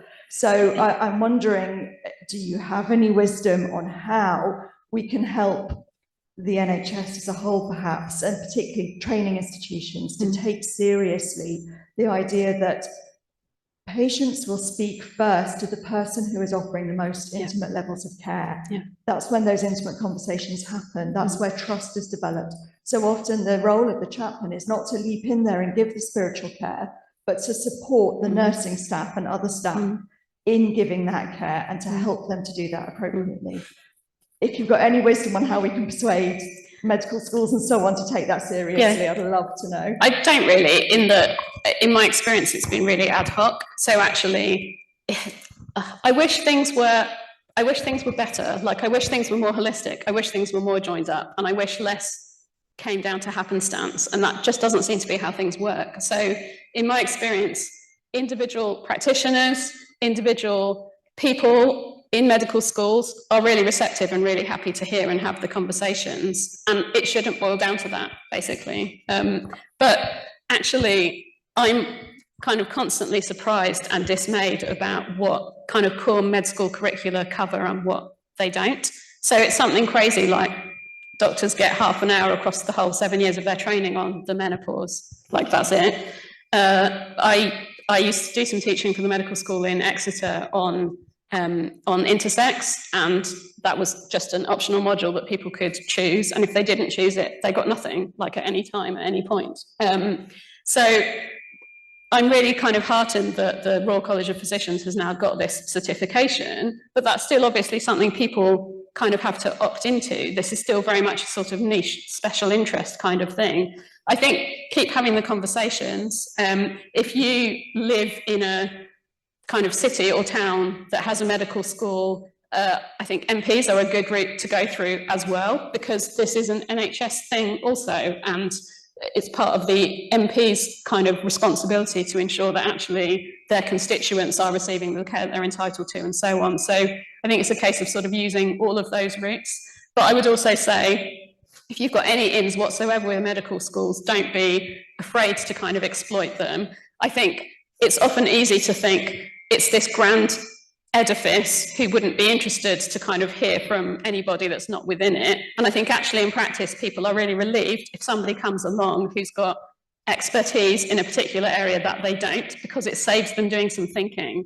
Like, so much within the NHS, as within all of our institutions, it boils down to inertia, and it boils down to lack of time and capacity. It's not that people wouldn't care, but they just haven't had time to care. Actually, if you come along and say, have you thought about this? Here's some resources I can point you to. That might plant the seed. You know, that goes a long way. Thank you for doing what you do. Thank you so much, Susannah. Chrissie, last word? I just want to give a very, very quick response to Alex's question there. To summarize this whole conference, everything that's happening here is that what we see is the ideological capture of both church and NHS, so our priests and our doctors, which derives from an empirical colonialist mindset which seeks to convert and erase Indigenous and trans queer identities. And what this theology does is, by raising the spotlight or shining the light, it exposes the aggression and violence of that empirical principle. And that's what we're about here. Thank you so much. We are breaking through. Myself and Sharon are presenting next. One of the hazards of organising a conference is that you suddenly realise you haven't had time to write your own paper. So hopefully this will be okay, since it is based on work we had already done, which we'll explain more about shortly. So to introduce my glamorous assistant, she's not my assistant at all. She's a fully fledged academic in her own right. So Sharon's a senior lecturer in religion here at York St John, and her research and publications draw on the experience of women priests in the Church of England. She's undergoing further training in how to control rowdy students. She's currently researching issues of class and gender amongst Church of England clergy, whilst maintaining an interest in goddess spirituality. She also makes up one half of the musical duo Union Jill. So perhaps we'll just ask you to bring your own PA system next time. Might work better. And together, Sharon and I worked on a 2-year project. This was 2019 to 2021. So right through the pandemic, so slightly after Susannah's, and obviously the pandemic caused certain issues. And we were exploring support for trans and non-binary staff and students at Anglican Foundation universities in the UK. As I mentioned yesterday, I'm a professor of feminist theology and ethics and the director of the Centre for Religion and Society, which is hosting this conference and other research events through the year. So my research and publications has focused on feminist critiques of philosophical and theological concepts and practices.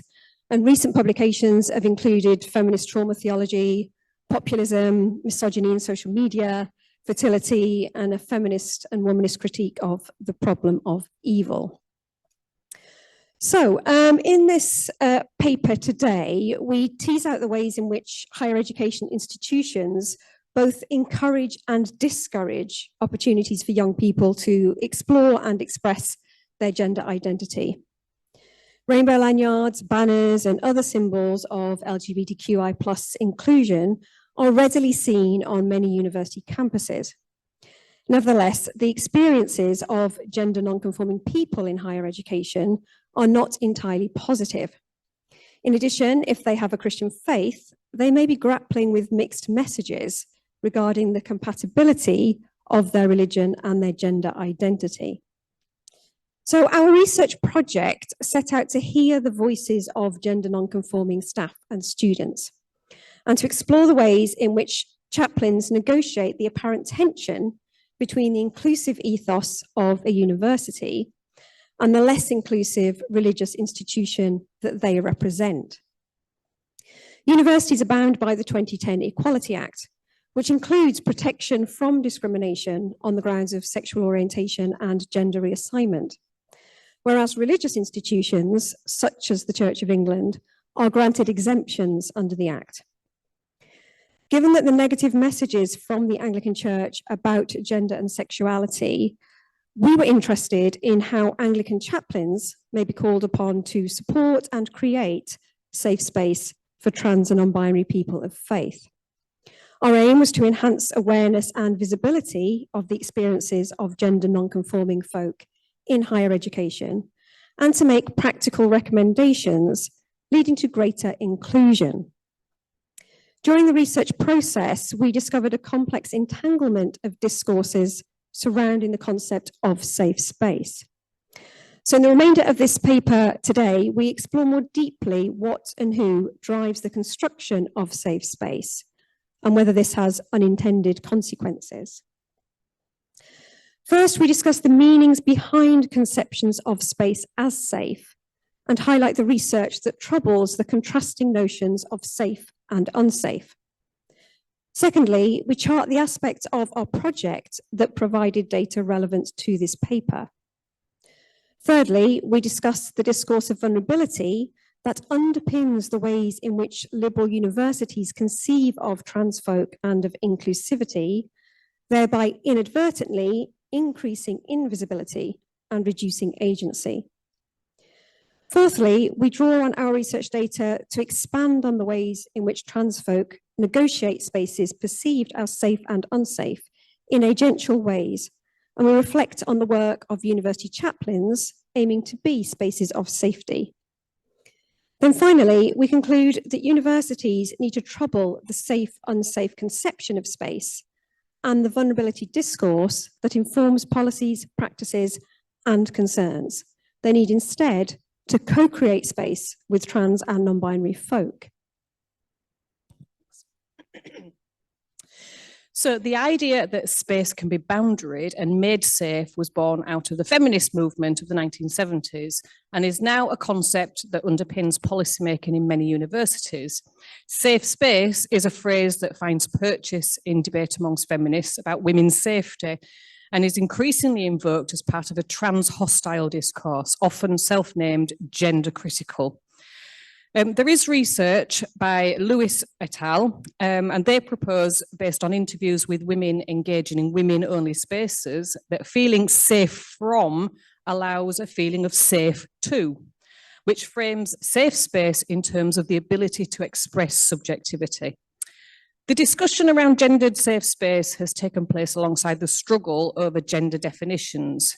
And this crucible seems to have reified certain feminist positions, and there is a dispute over whether these positions are indeed feminist, meaning that trans-exclusionary definitions permeate the discussion over what is required for the safety of women. And whilst ameliorative feminism, that is defining gender as a class, provides an escape from exclusionary definitions, inclusive feminism still needs to be attuned to the problems of homogenizing definitions.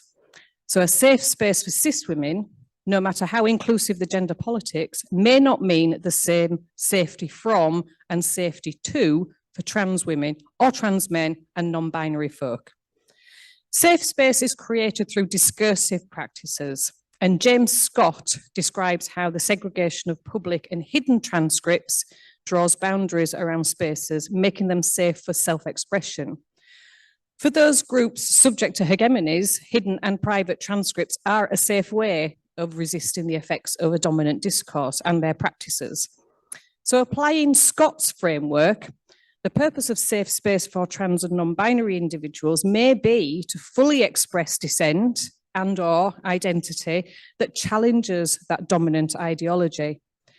The creation of such space is a matter of work, according to Scott, and often requires the wresting of spaces from places where the public transcript is played out.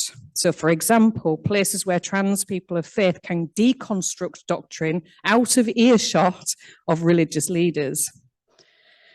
Hence, we argue that trans and non-binary people on campus do require safe spaces where there is no hindrance to discussion or to exploring a range of practices. And the point Scott is making is that such space needs to be carved out. It's not empty social space awaiting occupation. In our research, we have identified that supportive chaplains are part of this carving out process, creating space in the chaplaincy and establishing signposting practices that further enhance the safe space credentials of some local churches. Although work needs to be continuously carried out to ensure that language and practices in church are considered safe by trans and non-binary people. So Scott allows for the possibility that this labour is undertaken by members of the dominant group, cis-het folk, who are enlightened and proactive. But we trouble the process of creating safe space and the power imbalance it reveals. Furthermore, Scott's discussion leads us to question the types of safe space protocols being established. The more unmediated a space is for an oppressed group expression, and the more powerful the challenge to the hegemony. Conversely, mediated spaces can lack political power. On-campus spaces within the purviews of the student union or the chaplaincies, and off-campus spaces such as inclusive churches are, we suggest, highly mediated and frequently operate from a politically liberal assumption of equality that obscures those power imbalances. So the conundrum is that mediation comes from a desire to be supportive and inclusive of trans and non-binary students. However, our research encounters suggest that creating safe space can be unhelpfully attached to constructed vulnerability of trans and non-binary students. Moreover, the use of invisibility or visibility as a criterion for the building of safe space when articulated with vulnerability can close access to public space. To be an agent of social change most often requires visibility. Furthermore, the concept of safe space used in educational settings is problematised by researchers. For example, there's Fox and Orr. They note that the notion of safety underpinning the construction of safe spaces is frequently drawn from white, patriarchal and privileged experiences that equate safety with an unrealistic feeling of comfort. Instead, they suggest a focus on safer spaces where intersectional struggles and discomfort are navigated. And similarly, Flessner and von der Leep, forgive the pronunciation, critique the discourse of safe space in religious education, suggesting the term is sometimes used without understanding which specific threats and potential harms are being mitigated. Furthermore, the term safe space has been widely used, but without a substantial theoretical discussion about how such spaces are conceived and by whom. So some researchers propose that constructions of safe space rely on control and power, whilst others reveal a multitude of ways in which a space can be simultaneously both safe and unsafe. Thus, we're calling for a queering of the binary conception of safe and unsafe that undoes the perception as mutually exclusive opposites and accepts the reality of their coexistence. Hence, there is a contradiction inherent in the construction of safe space. At the same time as emphasising differences and reproducing conditions of fearfulness, designated spaces, as Scott describes, can allow full expression of identity. Nevertheless, Stengel and Weems, who are researchers, they argue that safe space discourse masks the origins and causes of fear. And this chimes with our encounters with campus authorities who express fear that hostility will be stirred up if trans people become visible in public space. The process of protection stops short of interrogating the basis of such fear and the ethics of a proxy fear, that is, fear expressed by cisgendered people on behalf of trans people. Moreover, universities may be risk averse, concerned not to be seen to facilitate practices that might be harmful to trans students, suggesting there is a lack of confidence in policies designed to make campuses safe spaces. Sarah Ahmed recognises this tendency for institutions to fear reputational damage in the context of wider diversity and inclusion. And this is a quote from her. Indeed, so often, just talking about sexism as well as racism is heard as damaging the institution. If talking about sexism and racism is heard as damaging institutions, we need to damage institutions. And the institutional response often takes the form of damage limitation. This is so often how our diversity takes institutional form, damage limitation, end of the quote. So applying this argument to trans and non-binary students, campus authorities should excavate the reasons behind protective practices. If campus authorities are not confident that trans and non-binary people can express themselves publicly without hostility, we argue that the focus should be placed on the problematic nature of campus space, rather than protecting those who are perceived as vulnerable, which is a practice that stymies agencies of trans people themselves.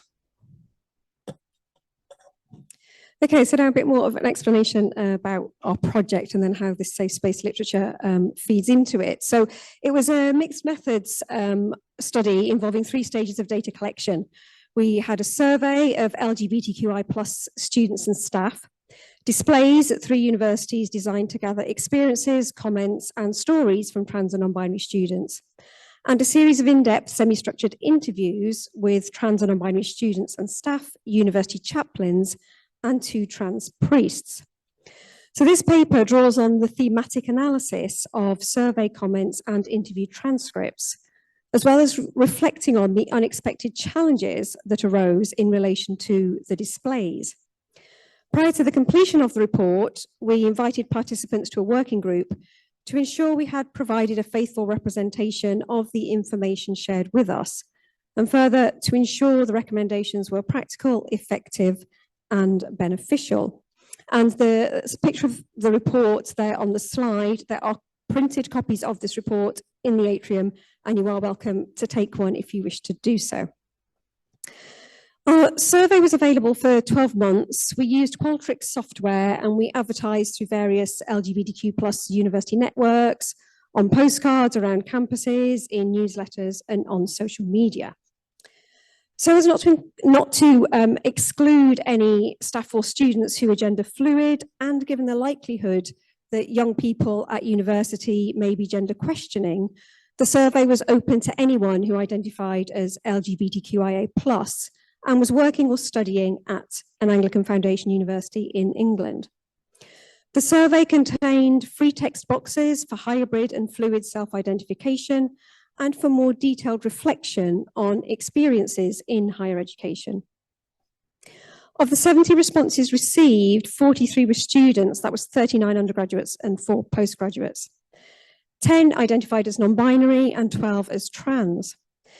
Now, these are small numbers, but given that the proportion of trans people in the general population is small, the 12 responses from this group is relatively high, and that is also our own experience in our subject area. Sometimes 30% of my students are trans, whereas the kind of national average is much, much smaller than that. So thematic analysis of the survey responses sought to identify whether there were patterns of experience of exclusion and inclusion, whether there were positive and or negative encounters with support services and chaplaincies, and whether there were challenges relating to gender identity and faith. Then the displays, as part of our aim to increase visibility and raise awareness, during two significant periods, so Trans Day of Remembrance and also LGBT History Month, display boards were mounted in 3 participating universities, creating an opportunity for trans and non-binary students to contribute thoughts, feelings, stories about their lives at university and beyond. They could choose to make those contributions anonymous, pseudonymous, or named. That was up to the contributor. And we also provided a box for those who preferred to share privately. Within days, those displays were completely filled with political and personal comments and experiences. And then the interviews. So as I mentioned, we also interviewed trans and non-binary people who left contact details from the survey. 3 people did this: a current student, a recent graduate who now works in a chaplaincy setting, and a former student now working in a university. We made direct contact with chaplaincies at Anglican Foundation universities in England, and 14 chaplains and chaplain assistants volunteered to be interviewed. We also interviewed 2 trans priests whom we'd consulted prior to submission of the project proposal. They're both public figures and well known for their active role in church discussions about the ambivalent welcome for trans people. These interviews were foundational as we sought to understand the nuances and discursive practices involved in naming and creating safe spaces. Interviews were semi-structured in locations chosen by the interviewees, recorded with permission and transcribed for thematic analysis. The theme of safe space recurred frequently, and discourse analysis was used to interpret the varied meanings of this concept.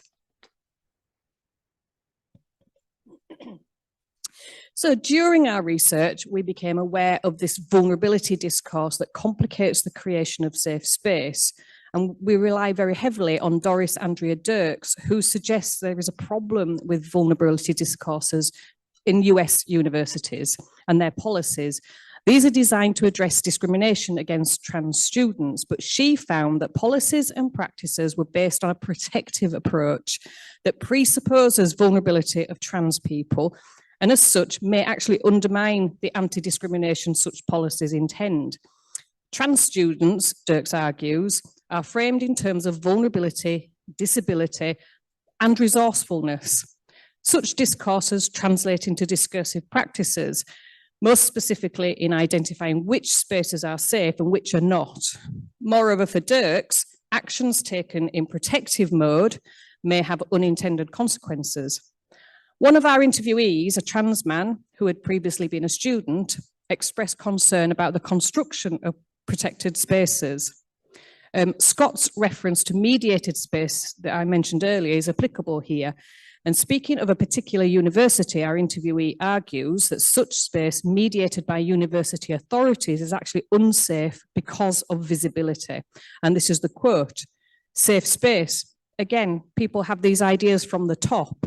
What's a good idea? They've actually set up some separate accommodation for people who fall into the LGBT category if they want to feel they're safe. And I'm thinking that's the very worst thing they can do. Because if somebody who is anti-gay or anti-trans finds out, well, you're all there together, but it's with the best of intentions. And that's the end of the quote. The assumptions underpinning these messages are that trans people seek safe space, but responses such as providing protected halls of residence articulate visibility with vulnerability. And it's a combination that conversely creates an unsafe space. As an alternative, Dirks' research identifies a discourse of resourcefulness that recognises trans people as agents of change with political voices. The resourcefulness discourse is less likely to appear in university policy documents, even though what is required is systemic and cultural change that supports the flourishing of trans people in ways that are not articulated with the vulnerability discourse. So that is, while feeling afraid reduces a person's capacity for growth, safe or safer spaces enable trans folk to thrive. However, such spaces are frequently understood or rather misunderstood. And Hartle, who is a researcher, argues as spaces where fragile queer folk are protected by those in positions of power. So as we go on to discuss, the resistance from students, leaders and from staff to our request to mount displays in public spaces with the very purpose of encouraging engagement with trans and non-binary students is an example of discursively created vulnerability. In this exchange during our research, public campus space was framed as unsafe for trans students and therefore not accessible to the public voice of trans people. The net result of the entanglements of vulnerability, protection, and perceived need to mediate space is the creation of the passive, non-political trans person. This undoubtedly well-intentioned emphasis on protecting the vulnerable subject necessarily conceives public space as unsafe and produces a power imbalance that renders the trans person a discursively passive recipient of protection, when many may actually be actively public and political agents. Knowledge of LGBTQ+ students' experiences at UK universities is limited due to an inconsistency in reporting systems across the whole of the HE sector. Where studies do exist, the focus on gender and sexuality doesn't often delve into questions of faith. So I guess much like Susannah's work in the NHS, this question of kind of spirituality and faith is kind of missing when the question of gender identity is discussed. In the 2014 National Union of Students survey, only 20% of trans and non-binary respondents reported feeling safe in the university environment. 50% had contemplated leaving their course, and this compares with about 25% of cisgendered students. While Stonewall's 2018 survey of British universities found that 60% of trans respondents had experienced discrimination. Both the NUS and the Stonewall reports include respondents' comments raising concerns that Christian societies and events are not welcoming of LGBT+ folk. Responses to our survey supplied us with touchstone themes, adding to and verifying the findings of the NUS and of Stonewall. 7 out of our 12 trans respondents stated they had experienced identity-related issues at university. Several responses pointed to the importance of visible signs around campus that marked space as safe, such as posters, leaflets, and rainbow lanyards, a view confirmed in an interview with a trans person who sought out such visible indications of inclusivity on campus. And this is also consonant with research we mentioned earlier by Alan et al. More significantly, our research highlighted the importance of trans and non-binary imagery, signalling space where identities are not conflated under the LGBTQIA+ banner. Such semiotically charged signs are useful indicators and are intended to be read as safe space. Nevertheless, protective practices based on assumptions of vulnerability, as we've mentioned, belie a lack of confidence in what those signs can deliver. Similarly, the perception of university chaplaincy is both that it is welcoming, affirming, accepting, and that it carries the weight of a Christian framework in which only a particular version of the truth is acceptable. Some participants inferred that they are guarded with chaplaincy because they assume they'll be subjected to judgment. In addition, safeness for trans Christians is affected by their sexuality. Only 3 out of 12 identified as heterosexual in our survey. Thus, identifying safe churches requires a sophisticated understanding of what's meant by inclusion. The Church of England remains doctrinally bound to heterosexuality as a God-given norm, but is potentially more accommodating of gender variance, although this accommodation is by no means unambivalent. Our interviews with 2 Church of England priests who are trans revealed the significant barriers for trans people. The implications for trans students who are seeking belonging in worshipping communities is that both their sexuality and their trans identity may be fronts that require negotiation. Amongst the non-binary respondents who answered the question about sexuality, none identified as heterosexual. Thus, they may also come across significant barriers fitting into a Christian framework that is largely heteronormative and gender binary. Consequently, using display boards in public space on campus as part of our methodology propelled us to think more deeply about how safe space is constituted and mediated for trans students. Where does power and ownership of space lie?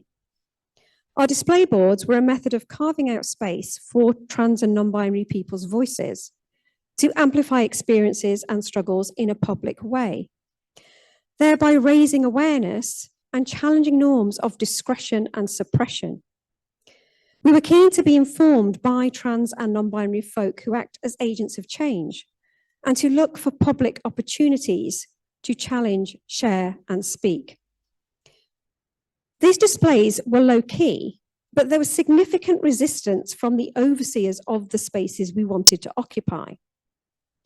Resistance to the notion that trans and non-binary folk would contribute publicly by writing on a board or pinning up a poem, for example, even when they could do so anonymously.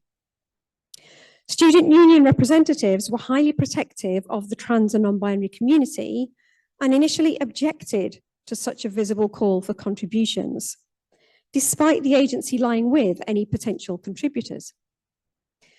Considered alongside Dirk's policy discourse that we've mentioned and Hartle's analysis of the ways in which LGBT spaces are framed and controlled, this objection to visibility seems to be an example of the vulnerability discourse being propagated on campus by student bodies who seek to protect a marginalised group. Furthermore, the concerned opposition we encountered demonstrates that the student union building, where we cited the first display, is not considered a safe space. The opposition revolved around the dual risks of outing contributors and exposing their contributions to trolling and abuse. After several conversations with members of the student union, in which we negotiated safety, ethics, and discourses of vulnerability, the boards remained in place for a month. While a couple of negative additions did need to be erased, many revealing and positive comments were added. And this confirmed our hypothesis that trans and non-binary students are keen to take advantage of the opportunity to share their stories openly. Nevertheless, when we subsequently placed a smaller display in the library space during LGBT History Month, again, questions were raised about the public nature of the display and the potential for exposing vulnerable individuals. It is apparent, therefore, that the fear of a public and open opportunity to witness and amplify the voices of trans people is an admission that there are inherent dangers in campus spaces. Rather than tackling the character of the space, there is a tendency to set a protective boundary around trans and non-binary people. The unintended consequence of this approach to safeguarding is that trans and non-binary voices are silenced or mediated through compliant channels. So campus chaplaincies are well placed to provide a space where young people can seek support and or talk about personal matters, including explorations of sexuality and gender. We were interested in how chaplains, in proactive attempts to create safe space, manage doctrinal positions of the church. Our interviewees indicated that chaplains feel freer to disagree with church doctrine, and the majority agreed that inclusivity of gender and sexuality variance is a matter of social justice. However, variations in theological positions of chaplaincy staff and volunteers, we argue, has an impact on how safe the chaplaincy space feels for trans and non-binary students. One chaplain, with a mixture of optimism and tension, describes the current situation like this. We go on Pride in a dog collar, you know. So many churches are doing that now. It's going to come in the Church of England. It's just terribly slow. But it's interesting, isn't it, that in the university, it's explicit. It promotes that inclusivity. You know, then as a chaplain, I'm in the position of where do I sit with my conscience in this? One chaplain emphasised the need to use personal contacts when drawing up a list of local churches suitable for signposting. And quote, somewhere where we have a connection, where we know one of the clergy, which can be really important in times of crisis, end quote. Styles of worship are also used as guides to safe space in churches.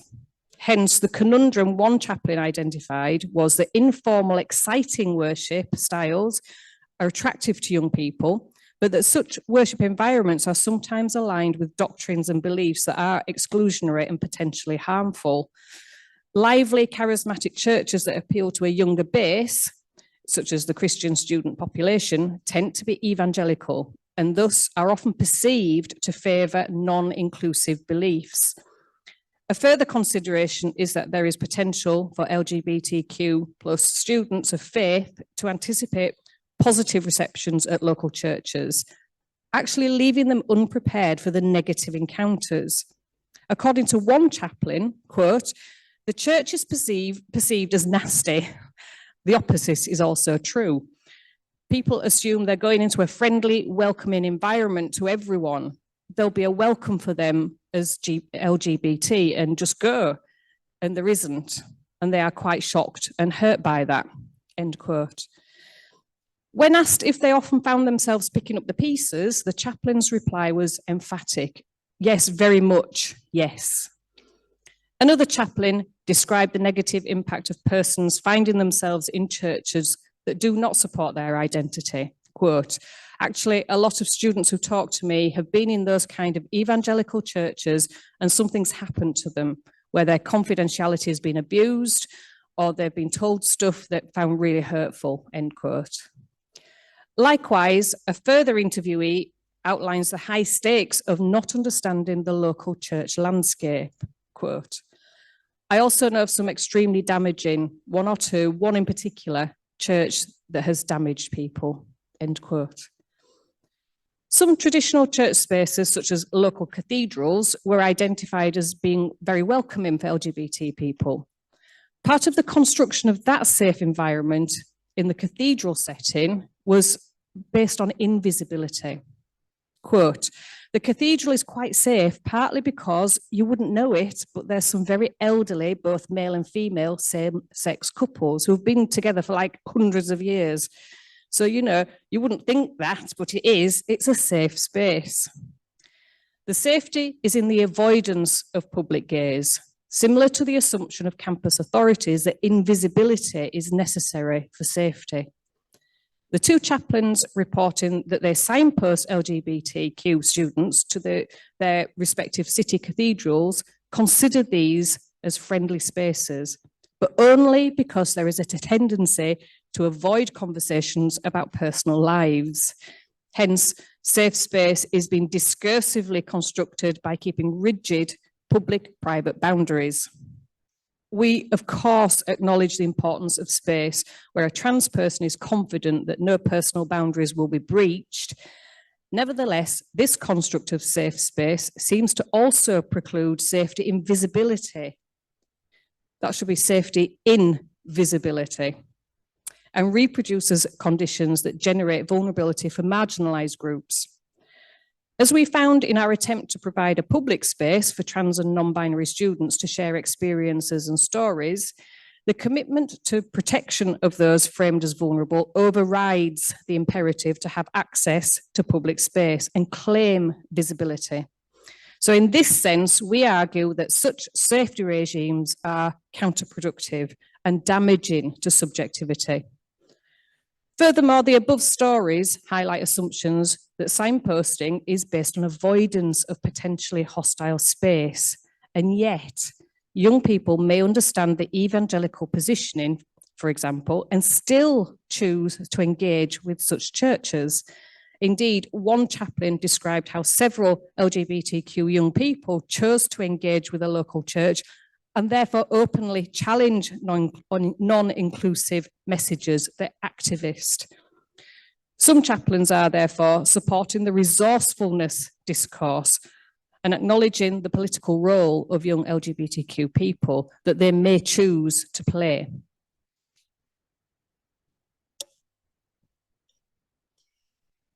So our reflection on safe space for trans and non-binary people highlights the need for a deeper understanding of how safe space is conceived and mediated. The notion of safe space needs to be problematized to incorporate discomfort and inconsistency. Gender non-conforming people are more fluid, more experimental, more resourceful than vulnerability discourses allow. There is, we argue, greater potential in co-construction of safe space, in a process that foregrounds the agency of trans people and their choices around visibility. Those who oversee space should resist reaching for protective approaches that mean trans and non-binary people's agency is stymied. Equally, space is needed for private exploration and expression. In this respect, campuses can be experienced as safe and unsafe at the same time. Universities need to rethink what is meant by safe space and how to balance fears for minorities with an honest appraisal of whether reputational damage is a driver towards overprotection. Universities need to establish policies and practices in conversation with trans and non-binary folk and resist the inclination to act on their behalf or to frame those identifying as trans or non-binary as presenting issues. And there was a mention of Sean Fay's transgender issue, which we draw on here too. I think it was Jay who mentioned it yesterday. Was it Jay? No. Jack mentioned it yesterday, thank you. Universities need to establish policies and practices in conversation with trans and non-binary folk and resist the inclination to act on their behalf or to frame those identifying as trans and or non-binaries presenting issues. We call for approaches that co-create gender inclusive, intersectional and agential spaces whereby universities reorient their approach so as to challenge the cis heteronormative character of campus space. And then we do have, this is just the references that we've used in this paper. It mentioned explicitly on the slides, but in our report that's outside, there is a much fuller list of all the references we used in our fuller report. And you can also read the recommendations in that report too. Thank you. I just wondered whether in the responses you had or in other conversations you had, there was any discussion about the sort of the public square on a campus and safe spaces in terms of honest conversation. So rather than the physical, the intellectual, given all the controversy we have at the moment around platforming and deplatforming and all that sort of thing.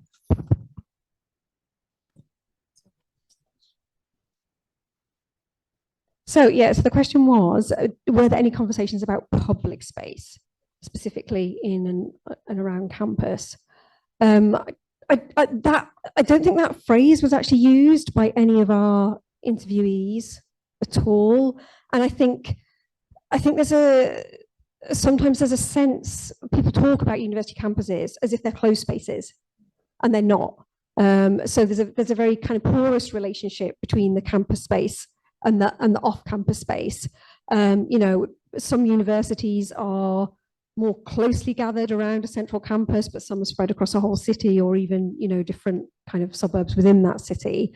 Our own university is quite a small campus, although we do have an offshoot in London as well. But there are no fences, you know, closing off the whole university. You can walk through campus at any time of day or night. Anybody from any member of the public can walk through campus at any time of day or night. You know, it's not a closed space. So I think the only sense in which this came up for us was in a couple of the interviews, there was this mention of, oh, if you say this space is safe, but actually it's not a closed space, is it? So, you know, how do I know whether that's, you can't really make a safe space. Like, what does that really mean? Yeah, and I think there was actually more pushback against the notion of having space on campus that is sort of carved up into safe and unspace. It was much more obvious when talking about churches. So campus is this more sort of fluid, internal, external space. Oh, sorry. I think I wasn't clear in my question. I'm really sorry. What I meant was in terms of the idea of the public square, so the university as a place where there is an intellectual safe space. So thinking for a cathedral, it would be, for example, having a visiting preacher and not knowing what they're going to say. And is this therefore creating an unsafe space in a place where ordinarily we would work for it. So I was just wondering about the intellectual life of a campus and whether that came up. So thank you. Sorry about the misunderstanding. This is the key public debate at the moment, as far as like politicians and right-wing press are concerned. It is really not the key debate of our students.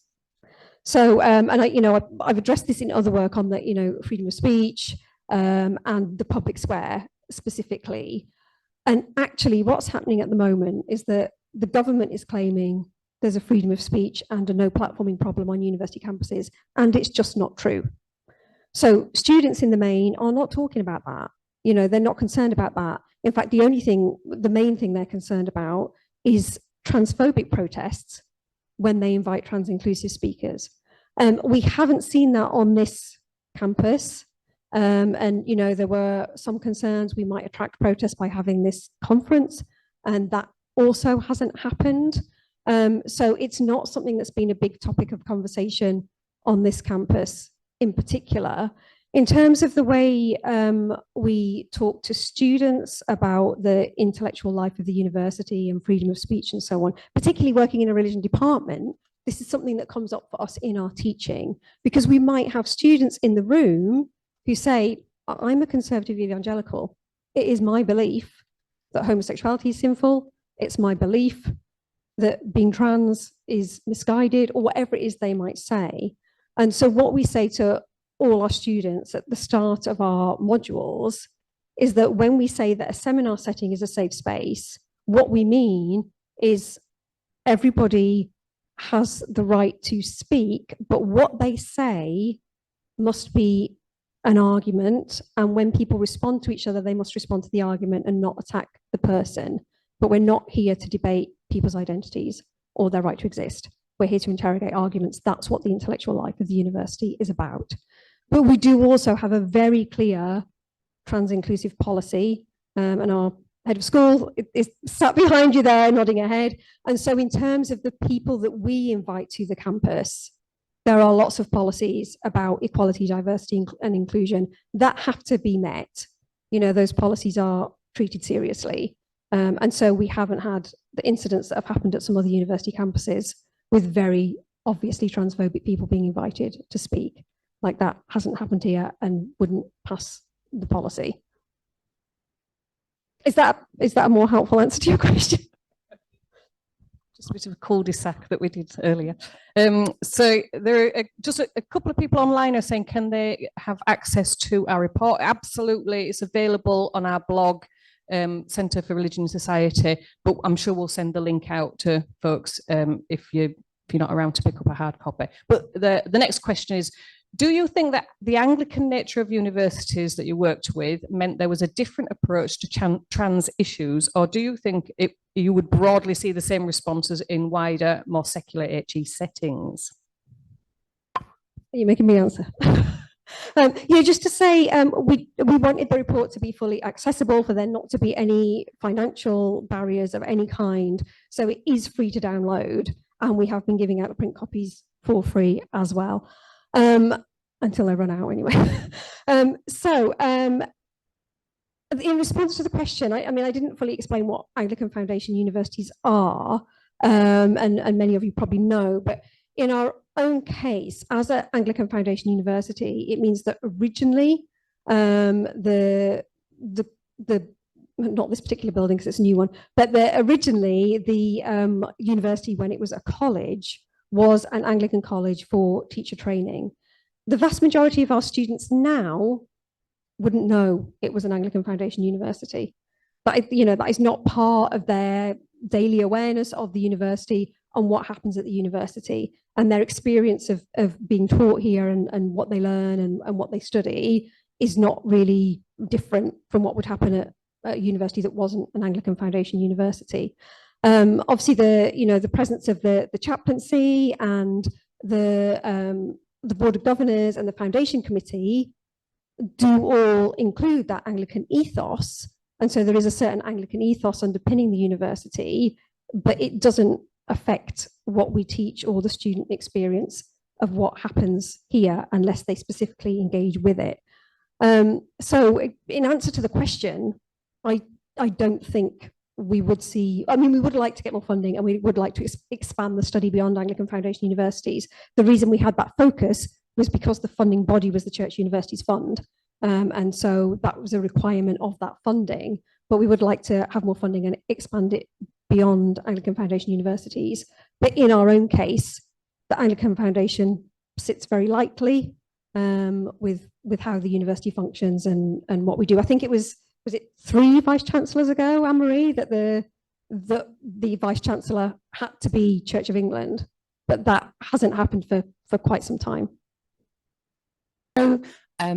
So I wanted to ask a bit more about the point you made about the ambiguous perception of chaplaincy in university settings.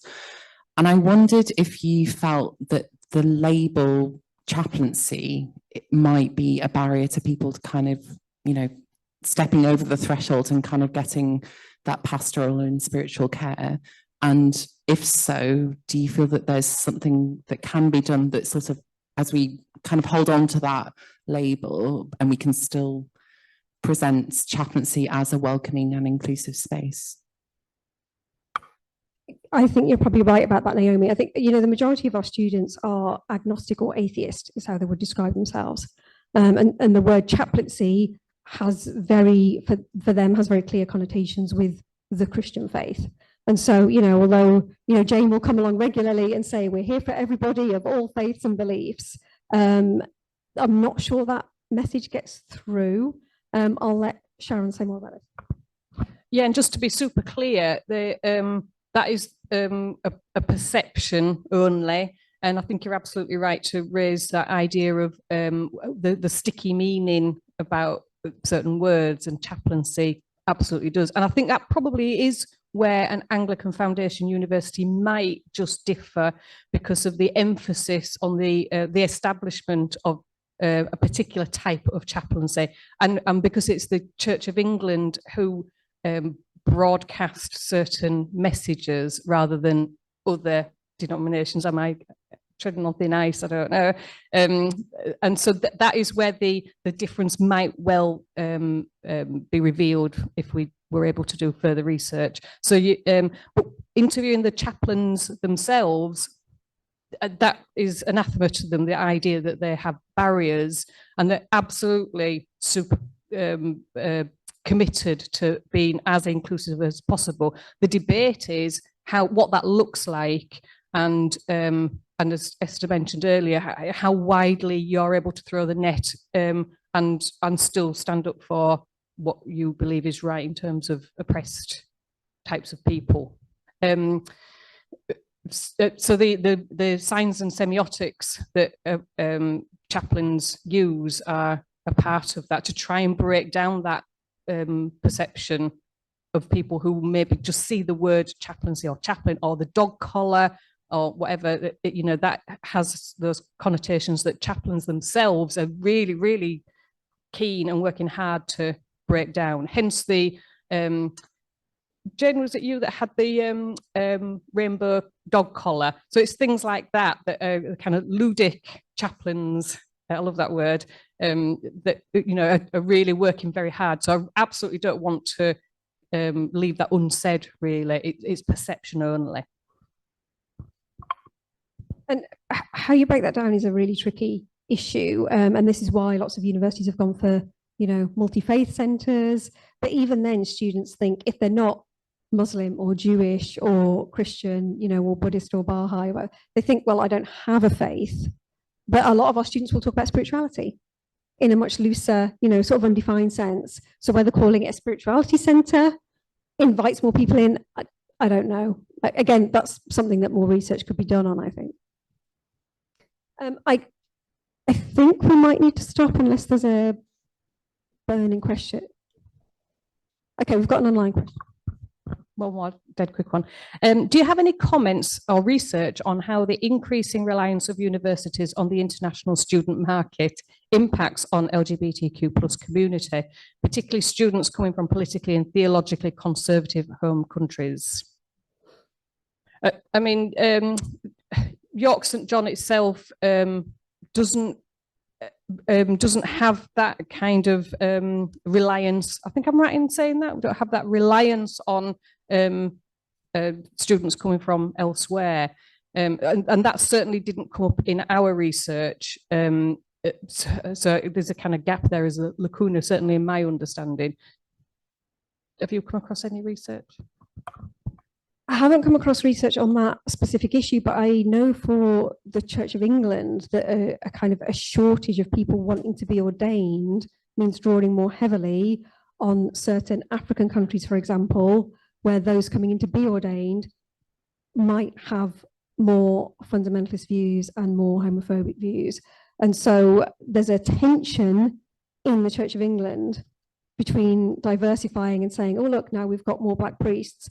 Oh, but actually, maybe this is a backward step in terms of inclusivity in other ways. And, you know, I will caveat that by saying the homophobia that exists in African countries was taken there by Christian missionaries. And a colleague in Leeds, Adrian Clinton, has done lots of work on this. But that is the situation we now find ourselves in. But no, yeah, it's not something that we've encountered here. Thanks, Susannah. I think we're in quite a dark place with the government's intentions. I have no confidence that this government is trying to protect the British way of life. Do you think, are we resilient enough to last them out?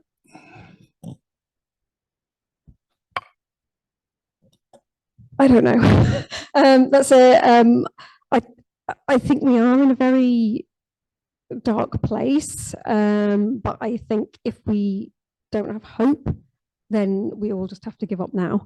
And that might be quite a downward trajectory to end on, but I think we have to bandy together, and we have to hold on to hope, and we have to push for change against the counter movement.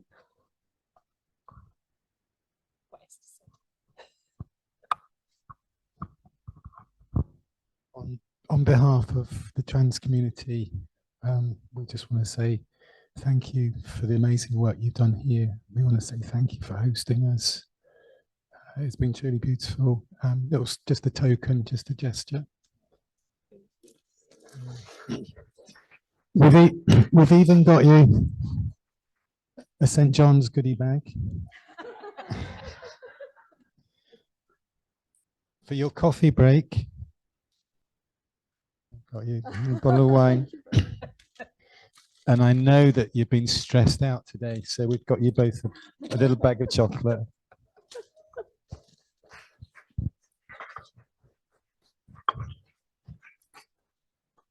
Thank you so much, Chrissie. None of this would have been possible without you. And so the last year of planning, organising, Chrissie has been doing so much behind the scenes for all this to come together here at York St John. And so thank you.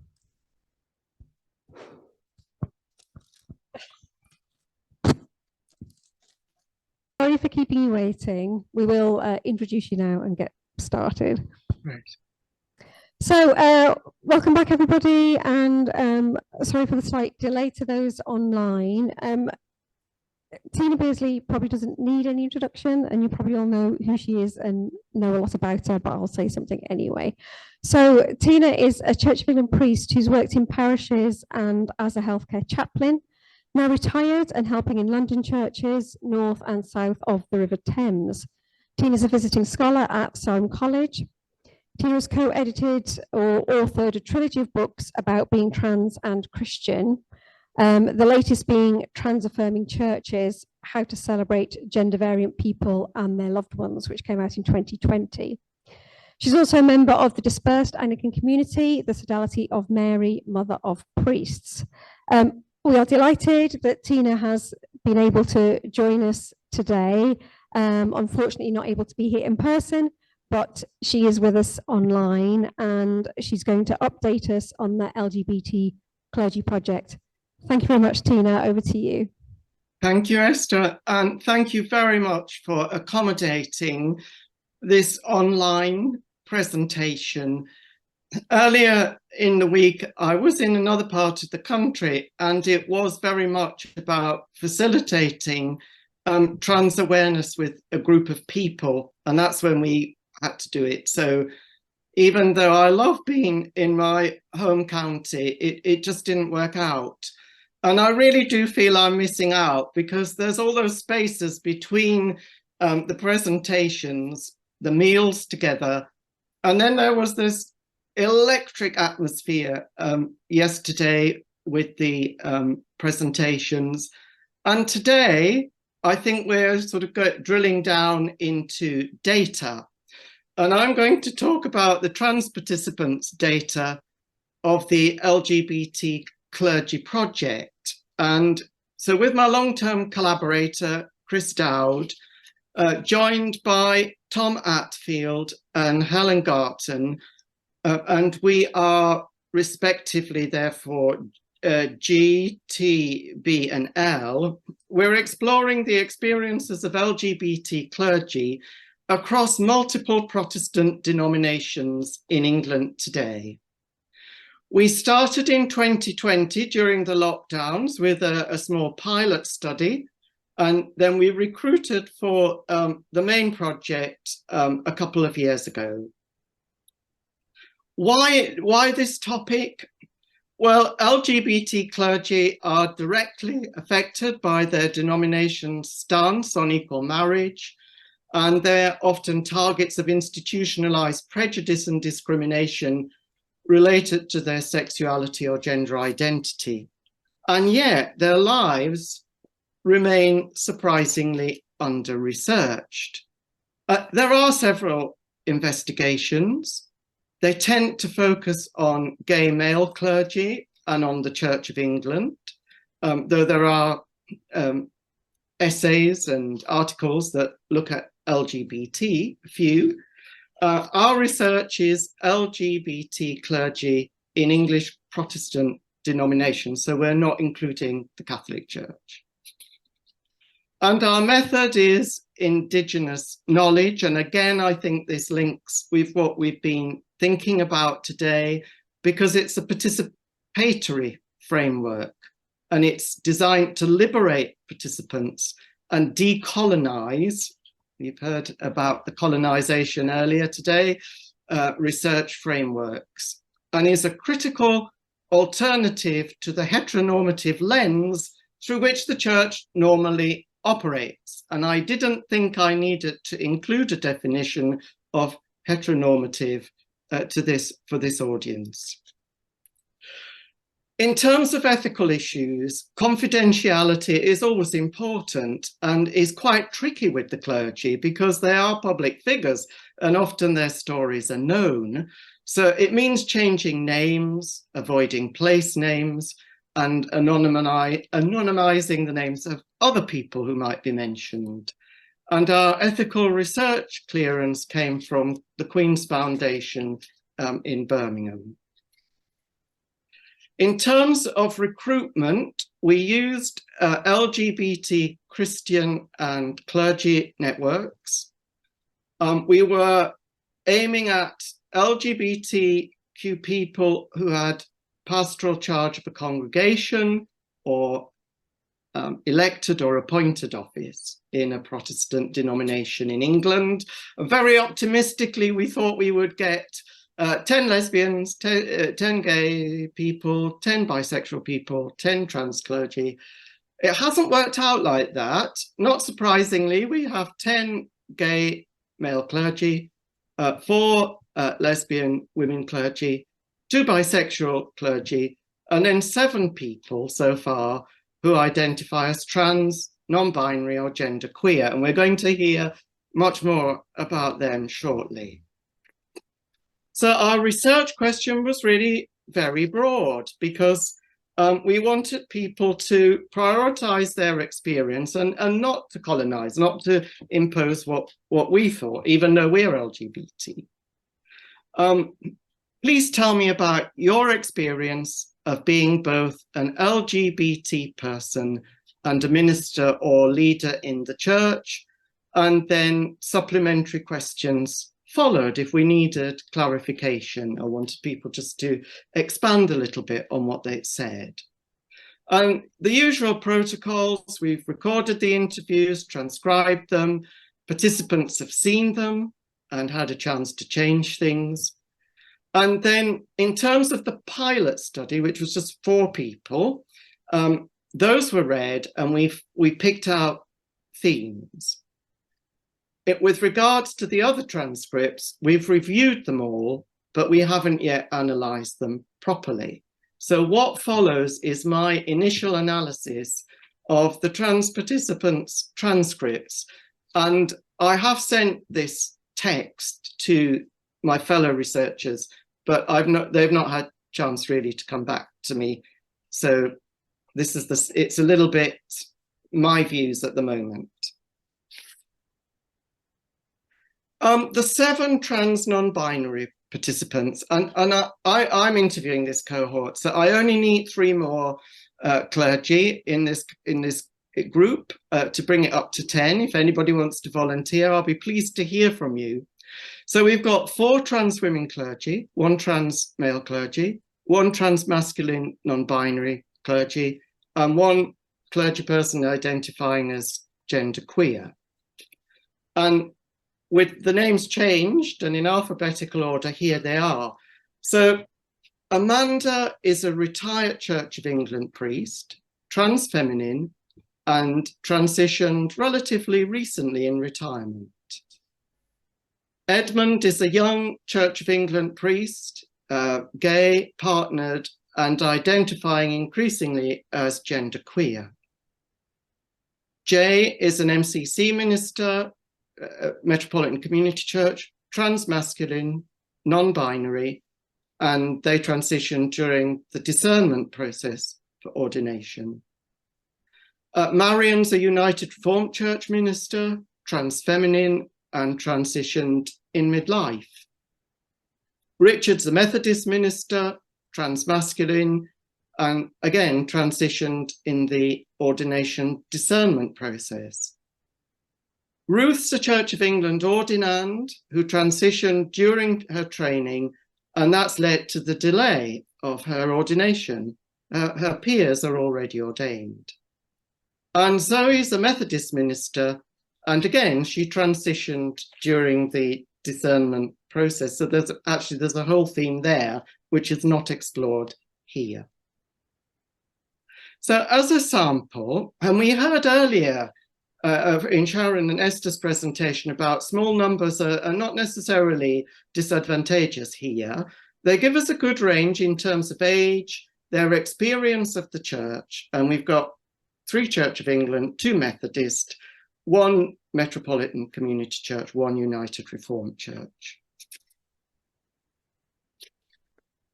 So what I did first of all was to compare the trans participants data with what we had drawn out of the pilot study data. Now the pilot study, as I say, was only 4 people, and that was Frank, Kit, Maggie, and Penny, again, not their real names. So with 7 trans participant transcripts, you've got almost twice the data we had in the pilot study being LGBT. We've also got here the perspective of younger clergy. Now, 3 main themes that came out of the pilot study interviews were exilic journeys, an ecumenical matter. In full, that's an ecumenical matter. That's a quote from Father Ted, though I realise I probably shouldn't be quoting Father Ted because of the behaviour of the co-author. And then the third theme would be horrible histories, the church and LGBT people. I guess when this is finally polished, we'll get rid of all these little idiosyncrasies. I like these little funny titles. I'm sorry, I apologise. Reflecting on the horrible history of the church and LGBT people, I think the trans participants really name and nail stuff, as we will see. So It's over 40 years ago now that Fortunato in 1982 chose the metaphor of exile to describe the sense of loss and dislocation that lesbian and gay Christians experienced as they sought to integrate their sexuality and their religious faith. And we've been hearing about that, how it is for young people today. Well, the 4 pilot study participants had each undergone a literal or a metaphorical exile in their quest for identity and integrity, either during or prior to their public ministry. The journey towards and during ordained ministry involved being rejected personally. That was true of Maggie, Kit, and Penny, or an alienation from the self or self-understanding as it had been to that point, and therefore seem to us to qualify as exilic journeys. The exile motif is present in the trans participants' narratives. Like Maggie, a lesbian, in the pilot study, Jay and Richard both had to move denominations to proceed with their vocation to ordination. 2 of the participants were disowned by their mothers, so exiled from their families for a time.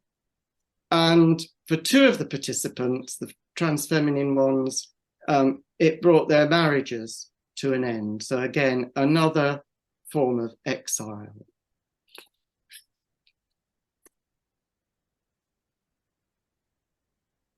Okay, here are 2 examples of trans exilic experiences from our participants. And this is Ruth coming out as trans during training, and it was brutal. She was not allowed to engage with her college anymore. They sought to try and separate me from the rest of the cohort so that I wouldn't be receiving any official formational education, which they decided included attendance at worship and meals, and included having an office on site. Actually, it even included being on site to socialize with people, except to meet with the chaplains and to meet with my formation tutor, so who was being protected here to pick up the image from the previous presentation. And then Marion said, is there a place for me in the United Reformed Church at all? I don't know. I felt that I'd have to leave the church, or at least those churches. And that's what she did. She left the churches she was serving, and that led to a fairly lengthy wilderness experience before she found another post. But as with the pilot study participants, the trans participants' data also reflects the biblical experience of exile as not simply loss, but a time of adventure and breaking new ground. Here's Marion again. I was told I was a trailblazer. Well, it's all very well for the people who follow. Yes, because exile is uncomfortable, but it is an invitation to grow and so to liberate other people. So that's the exiles. The second bit of the comparison with the pilot study, an ecumenical matter. So ecumenical interaction proved particularly difficult for 3 of the pilot study participants, and churches together in England emerged as a location where denominational differences over LGBT clergy, particularly partnered LGBT clergy, caused substantial tension. Churches Together in England's goal of collaborative working didn't seem to extend to respecting LGBT clergy, and the LGBT clergy were made to feel they were the problem. And in denominations that have taken an affirming stance on same-sex relationships and marriage, LGBT clergy have found their own traditions safe and nurturing.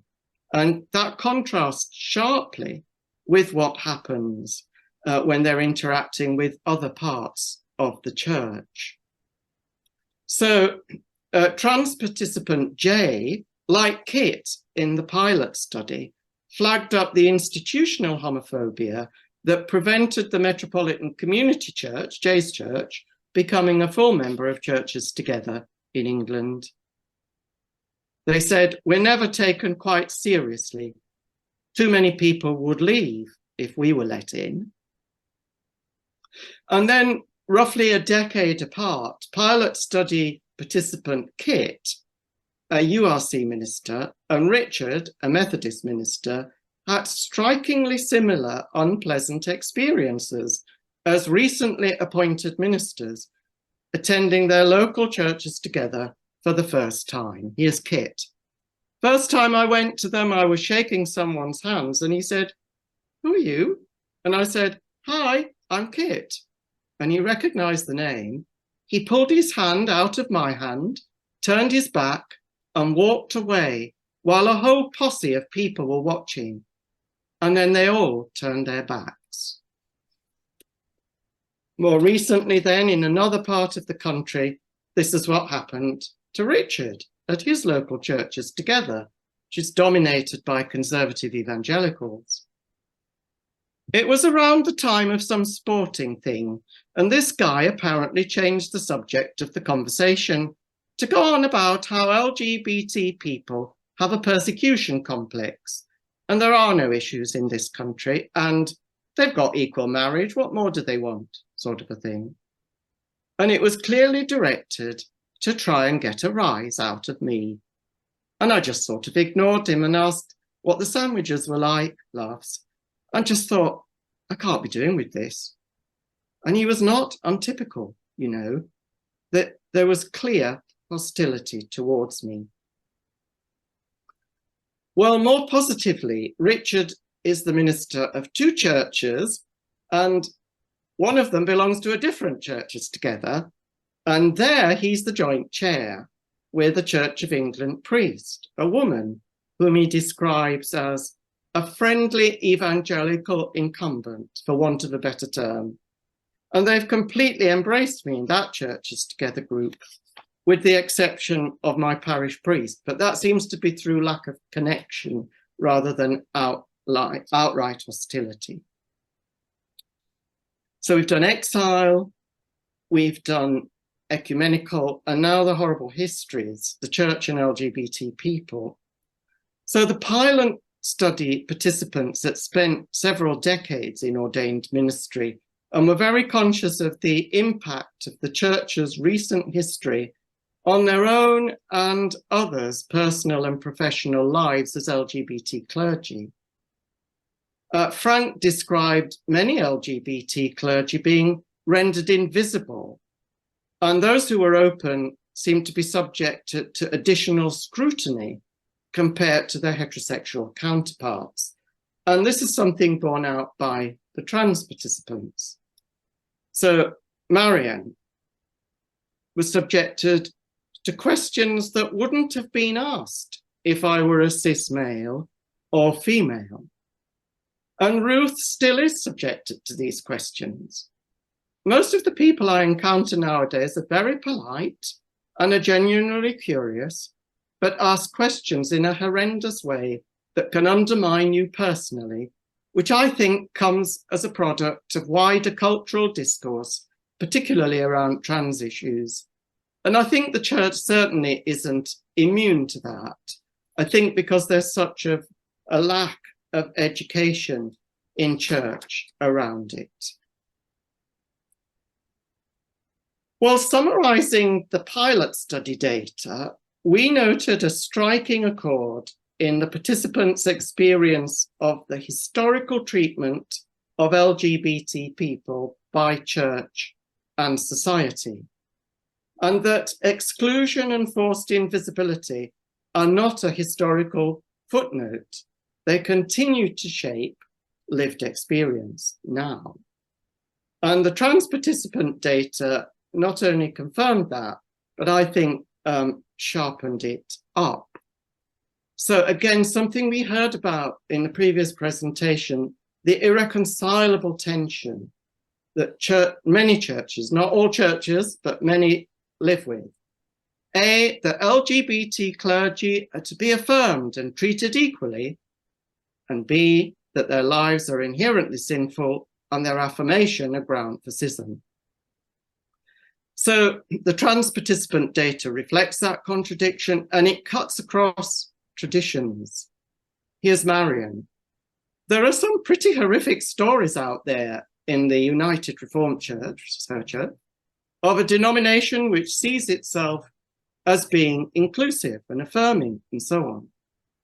And Jay, when an MCC clergy in turn, was surprised to discover some congregants feeling a little uncomfortable about whether I was presenting consistently in a suitably binary way.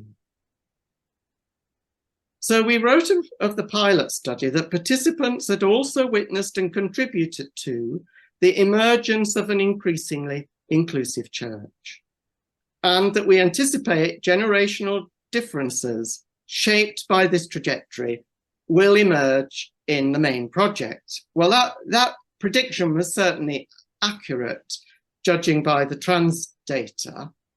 So leaving aside comparisons now, I'd like to look at 3 new themes or areas I've observed in the trans participant data.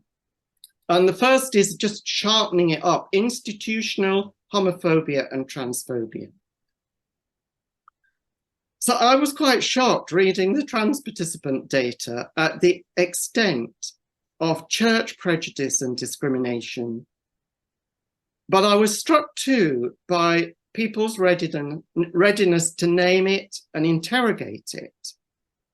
Richard and Jay originally explored ordination in the Church of England, and in both cases, the discernment process came to an abrupt halt because they were perceived at that point to be partnered lesbians. So here's Richard. I was told by the Church of England at that point that they wouldn't sponsor me for ordination. They wouldn't have an openly gay person in N diocese going forward. Bishop NN wouldn't tolerate that. So that was pulled out from under my feet, really. And again, Jay. The bishop already knew me. He already knew exactly who I was and had put his foot down. He'd already been trying to encourage me towards celibacy for some time at that point because he felt I might have a ministry, but I couldn't pursue it as an openly LGBT person. So they both dealt with that by moving to other denominations. In the Methodist Church, Richard found discernment to be a really affirming and supportive process. There didn't seem to be any question that they were just wanting to look at me as a person, that gender identity or sexuality were not an issue. And when Jay joined MCC, they considered my gender and the journey involved and the experience of transition were an asset to my ministry because I'd had that life experience that I could bring. But the Church of England postcode lottery continues. Here's Edmund, a vacations advisor from his own diocese, admits, I'd love to have the conversation with you, but our current bishop just doesn't do queer people. Laughs. So you're better off somewhere else if you possibly can. Well, that bishop has now moved on, but there are others like them and others in waiting, presumably. On the other hand, it was a diocesan who, with no obligation to intervene, reviewed Ruth's case, decided in her favour, and ended the suspension of her training. And she is now back in training. But it's not just bishops. This is systemic. Ruth's nemesis had been her theological college principal, a conservative evangelical who she believes was, quotes, acting transphobically and autocratically. I didn't realize, actually, the principal has absolute power and can do whatever they want to an ordinand in their care. The painful experience of having her training terminated enabled Ruth to articulate the institutional disadvantages that affect her and other LGBT ordinands and clergy.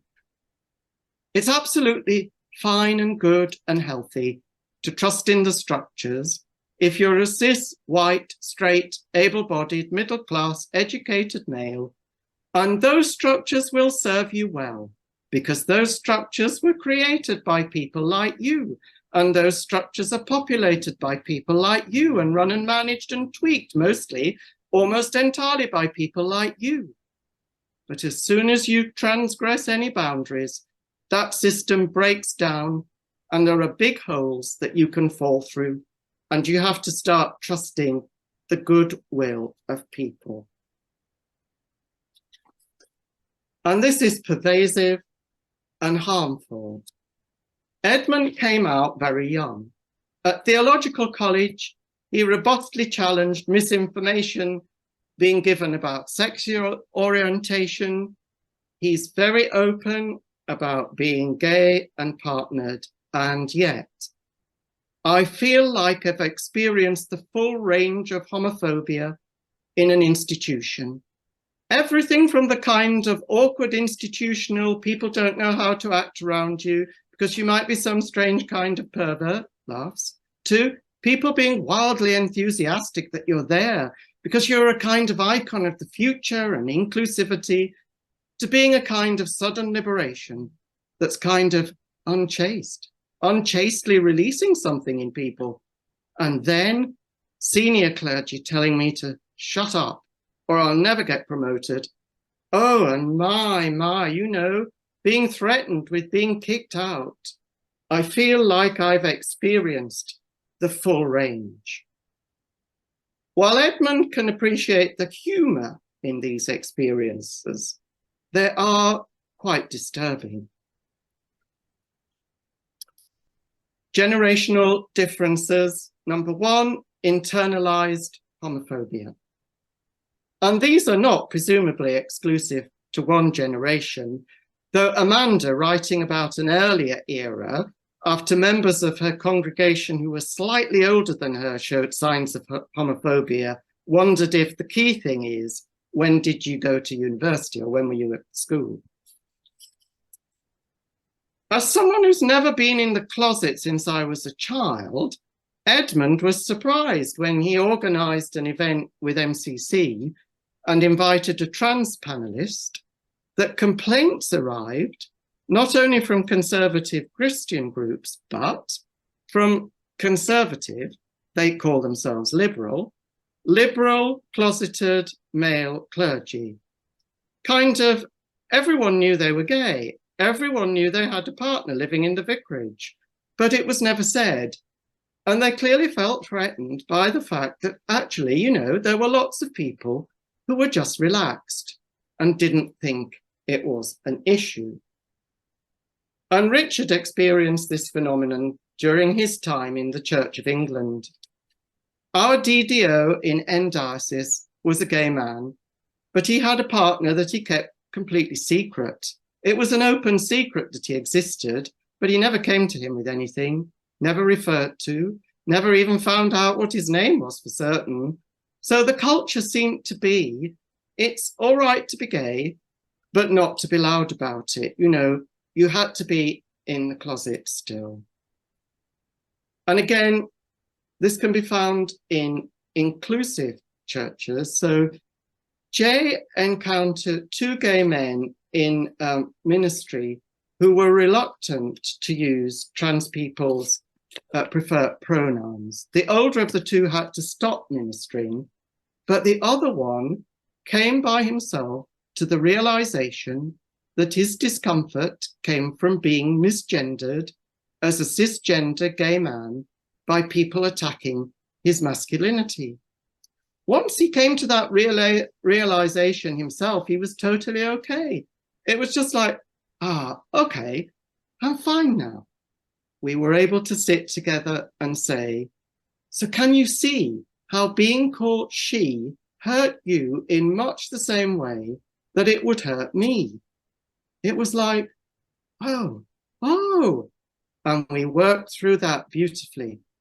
But this other person was not prepared to address it. And as Ruth confirms, this is a live issue. The vocations officer that I'm working with now is a gay man. I mean, as you know, there's no guarantee that cis gay men are any better at working with trans people than anyone else, but they at least have an awareness of the community. And then generational differences too. So these are our younger participants. Edmund noticed a difference between a generation of queer clergy who had to carve out a theological space for themselves and a generation, and also who were also greatly inspired by the kind of Californian gay lib theology and really drew life from that. And that kind of generation that's currently going through theological college and curacies, particularly millennials and Gen Z, as I imagine, will be different again, who have kind of take their place in the church entirely for granted and are not, and don't see any need to carve out a distinct theology for justifying their position. And Ruth remarked on it as well. We're reaching a stage in queer theology where it's not really that radical. We don't think, you don't have to throw out the baby with the bathwater in order to welcome queer people into your church. You can still say the Nicene Creed and hold a liberal view on sexuality and gender. Well, there's so much more I could report about theology, personhood, gender generally, the media pushback against trans people, because that obviously that's going to be a supplementary question from me, and also trans healthcare. All of these appear in these beautiful narratives. But that's enough, I think, for today. My original working subtitle for the paper was Who Cares for the Carers, to fit the conference theme. And I haven't addressed that directly because it seemed more pressing and relevant to care too, to share what I have this afternoon. Let me say, though, that though some of these participants that have experienced major setback, they did all receive loads of support and affirmation on the way and are mostly doing just fine. But let's end with Zoe's experience of discernment in the Methodist Church, where it was said, "We are here to help you. We are here to support you. We're not here to question you. And we need this diversity in the church." We certainly do.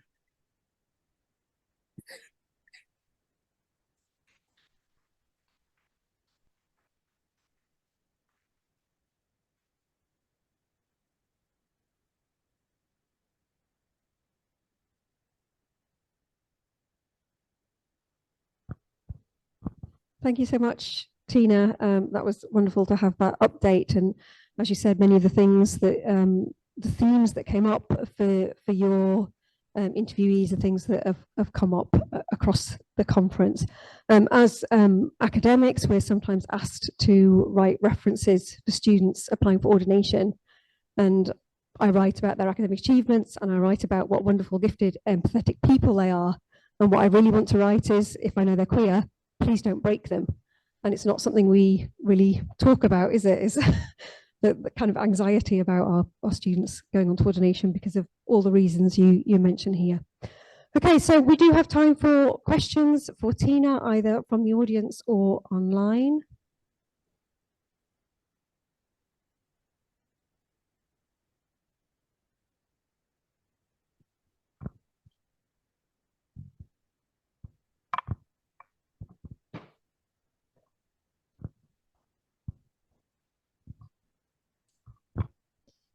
So Tina, thank you very much for your presentation. Just a quick question. Do you have any thoughts about why the Methodist Church seems to be much more trans aware, but also much, well, seems to be really accepting of LGBTIA plus people? I wondered if you'd sort of identified some of those issues.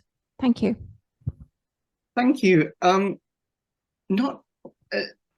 can't speak with any authority about the Methodist Church. Only what I'm encountering in the data, in the interviews. They have done the work would be my answer, and I think that is there in the interviews. That you could say the Church of England's done the work, but it did it in a different way. If we were to compare the two projects around sexuality in the Methodist Church and in the Church of England, we would find differences.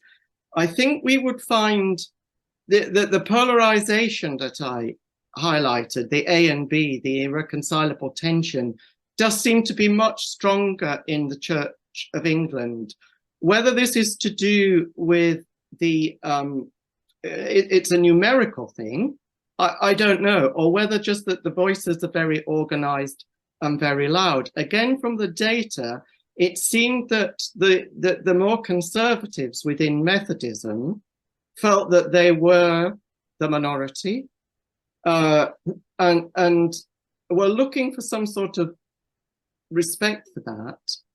I also picked up from the data that it is a two-stage process. So the Methodist Church did its work on human sexuality. It had a little bit about gender identity, but that was actually removed because it was flagged up as being not really adequate. And there's another group, I think, who've been working on that. Also, of course, the Methodist Church, like the United Reformed Church, have embraced equal marriage, which some people say is the game changer. Once that happens, everything else follows. There's a certain provost in the Scottish Episcopal Church who always says that.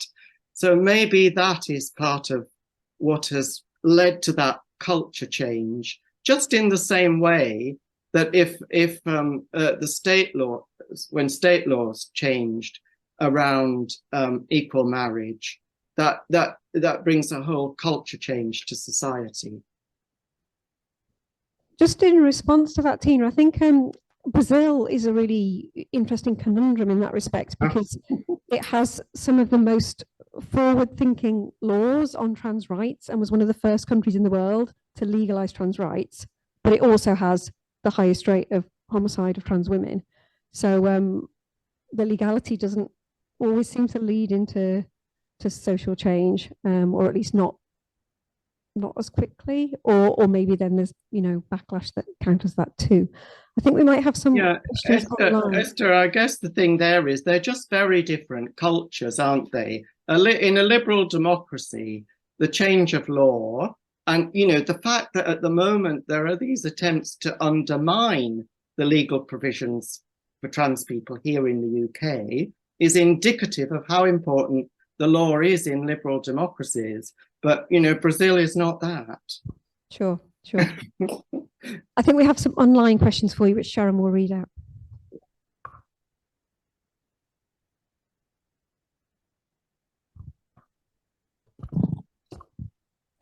Sorry about the delay there. Thanks, Tina. This is a question from somebody who's joined us online. Really fab presentation, Tina. Can't wait to see the research reports in due time. Do you think that churches would be helped by the development of a specifically transgender queer theology? And do you think that the increased gender critical attacks on trans people means we are likely to be in more danger in the coming years? Right, there's two very different questions. to number one, yes. And of course, that's what this conference is about. And I guess the work I've been engaged in, like in the trilogy, has always been about enabling trans voices to be heard. And at this conference, you've got a room full of trans theologians. So that has got to make an impact. I wonder if this question is partly sparked as well by what the younger participants were saying about you don't necessarily need a trans or queer theology. Some people don't, but many people do. And I think, although Ruth made that point, it was clear from the interview that she and all her colleagues, I guess, were engaged in deconstructing and reconstructing, because that's what every generation does. The second question was about danger, wasn't it, in view of what is happening? Look, we've got agency. Sadly, because we've got an election coming, I was very pleased to see yesterday that Rishi Sunak had said that he was not going to support the proposals for schools, for example, because it would be illegal, for one thing. So the law is a great protector to us, and that needs to be observed with vigilance. We need to support what has gone on in Scotland in terms of the reform of gender recognition. Who to vote for at the next election is going to be crucial, because Labour has not come out with the affirmative position that we're looking for. So I think rather than waiting, it's about interrogating. We're going to have to go out there and go to hustings and ask the awkward questions. Hi, Gina. I guess just reflecting on the group that you have and the kind of methodology and stuff, and the stories that have come out, especially from those who have experiences of exile relating to theological colleges. I'm kind of wondering whether there is also a place within this for people who feel a call to ministry but can't even get to the interview stage because there are barriers, or because there are perceived barriers that they themselves may feel they wouldn't be eligible to be ordained. Do you know what went through my mind then as you asked that question? The scapular that I wear as a member of the Sodality of Mary, it's similar, the same, I think the same, as the scapular that was worn by the theological students at Kelham in Nottinghamshire, which was attached to a religious community, the Society of the Sacred Mission. And that theological college, I know there was another one in the Church of England called Bracestead. These places were for people who hadn't got to university. They were to help them because of their social background. It was to help them, bring them along educationally so that they were ready for theological college or uni as well as college. And maybe, you know, what you're suggesting there is a really interesting thought, that even if it's a virtual college, something to help prepare people, to mentor people. It sounds a really good idea. This is how I get my steps in. And there's another online question here. Thank you, Tina. It was like, ooh, is my new favorite quotation. Laughing face. I was struck by how many trans identities / integrities emerged during discernment process. Could you comment on your own reflections on this observation? Well, I was struck. I was struck by it as I read it as well, and I was thinking, why didn't you pick that up? Actually, the work I was engaged in earlier this week was exactly around that, and isn't it the very just basic thing that as we listen to God, we find out more about ourselves, we find out who we are and what we have to let go of, as well as what we have to move towards. So I think it will be very interesting to see if this is replicated in the lesbian and gay data and the bi data.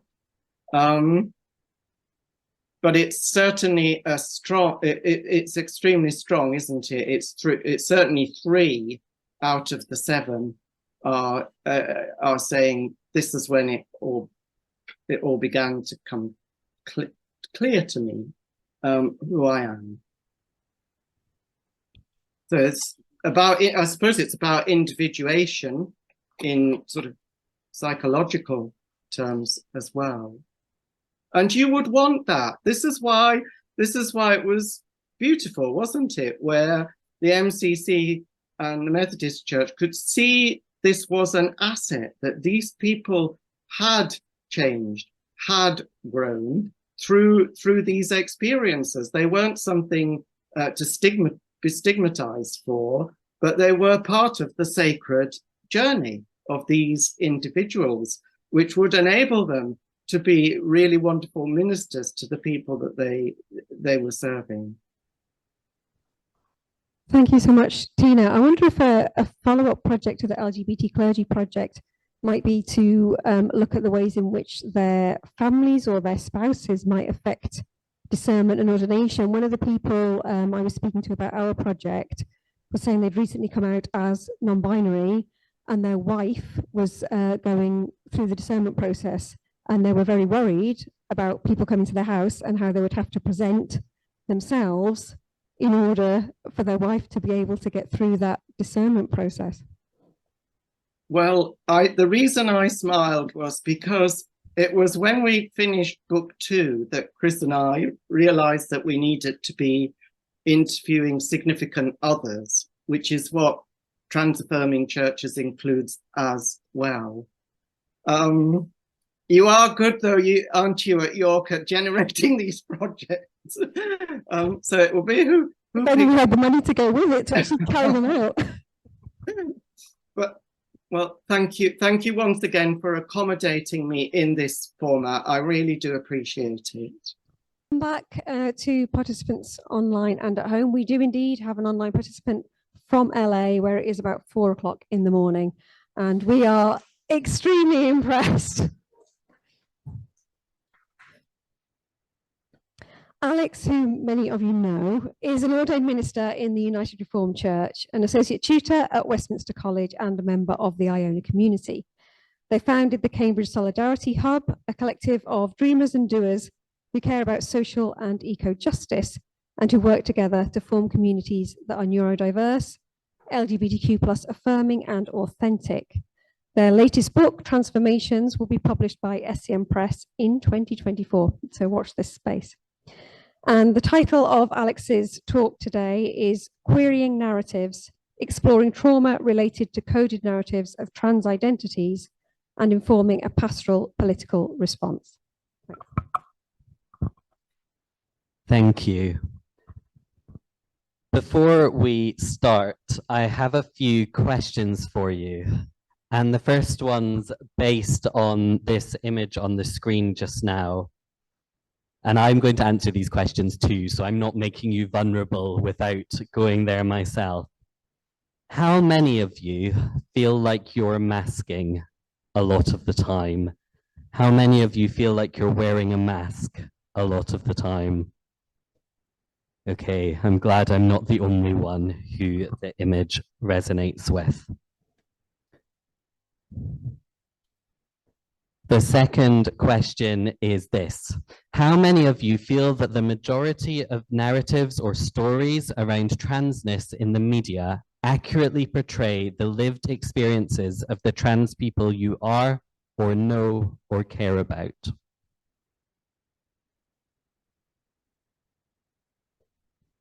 That's what I thought.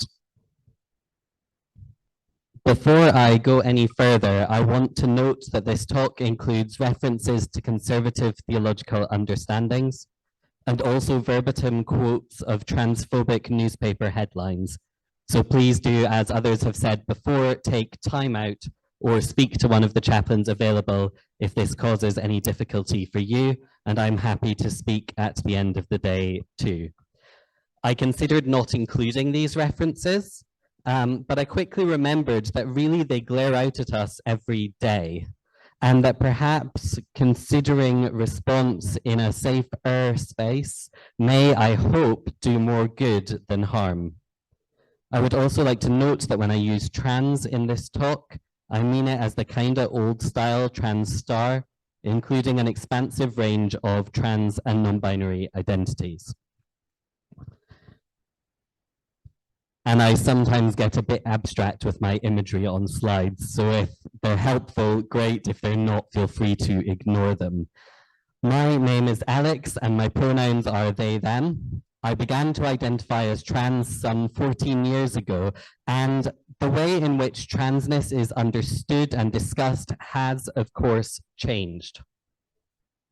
As a child, I didn't know that trans people existed.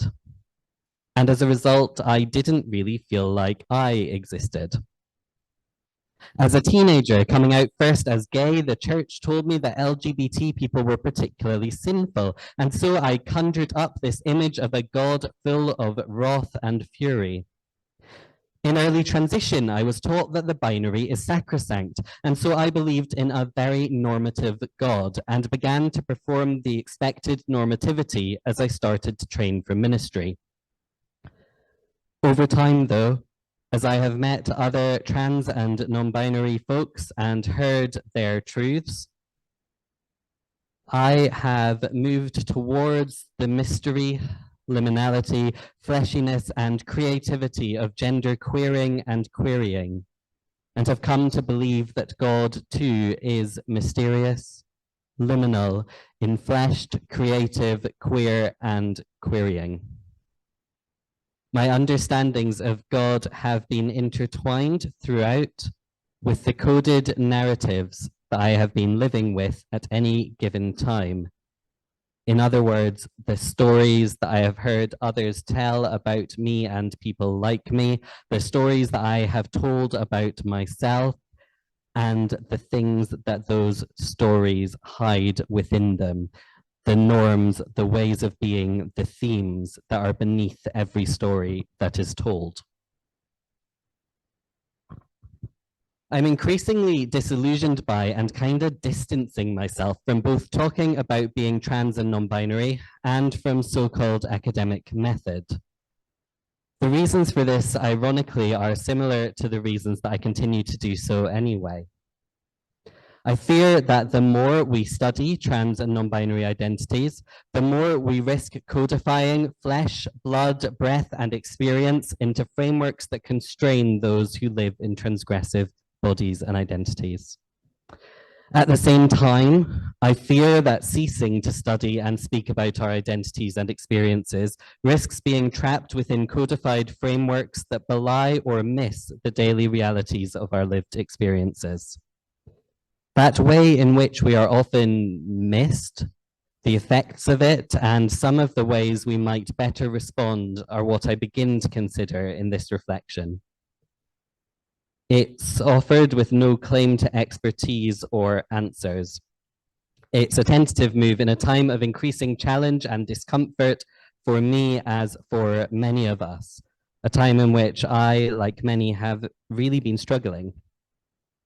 And increasingly, my contributions attempt to bridge an unhelpful gap that I perceive between theology and advocacy or activism.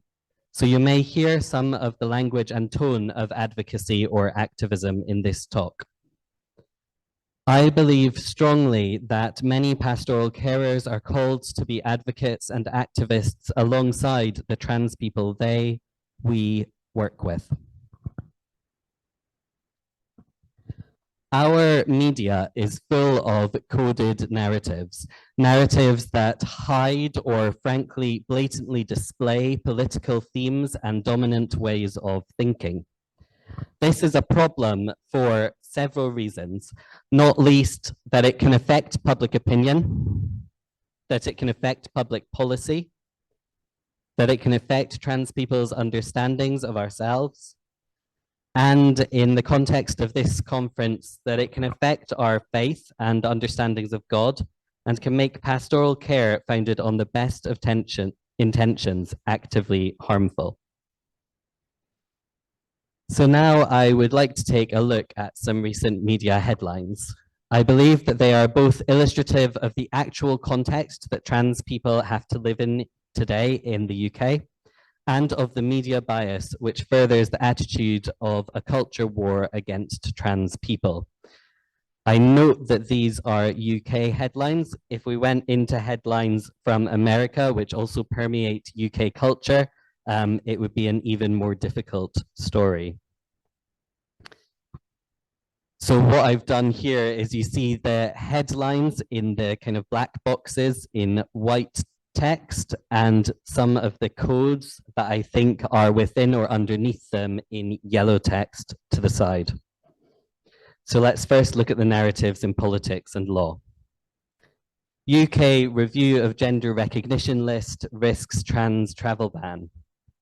This one not only codes trans people as dangerous, but also shows the way in which the government is willing to put trans people in danger. So I've coded this one dangerous. UK responds to Scottish Government's trans law challenge. There's a sense here, furthered in the full article and many other stories about this situation, that trans people are somehow legally dubious or maybe even illegal, and the Scottish Government's attempts to bring in self-ID are portrayed as unlawful. Much of what is said in government and reported in the media brings the legal personhood of trans people into question. And a related one, Labour drops pledge to introduce self-ID for trans people, which posits us as dependent on both governments who have the power to enable or disenable our rights, and on other people to determine whether we are or not who we actually say we are. So I've coded this as dependent. Don't worry, by the way, we are going to come back to some of these and address them in a little bit. In healthcare, things only get worse. Themes of surgery regret heavily imply that trans folks make mistakes when taking decisions about our own body. Court rejects appeal against delays, suggests that we are unimportant, not deserving of the healthcare to which we have a legal right.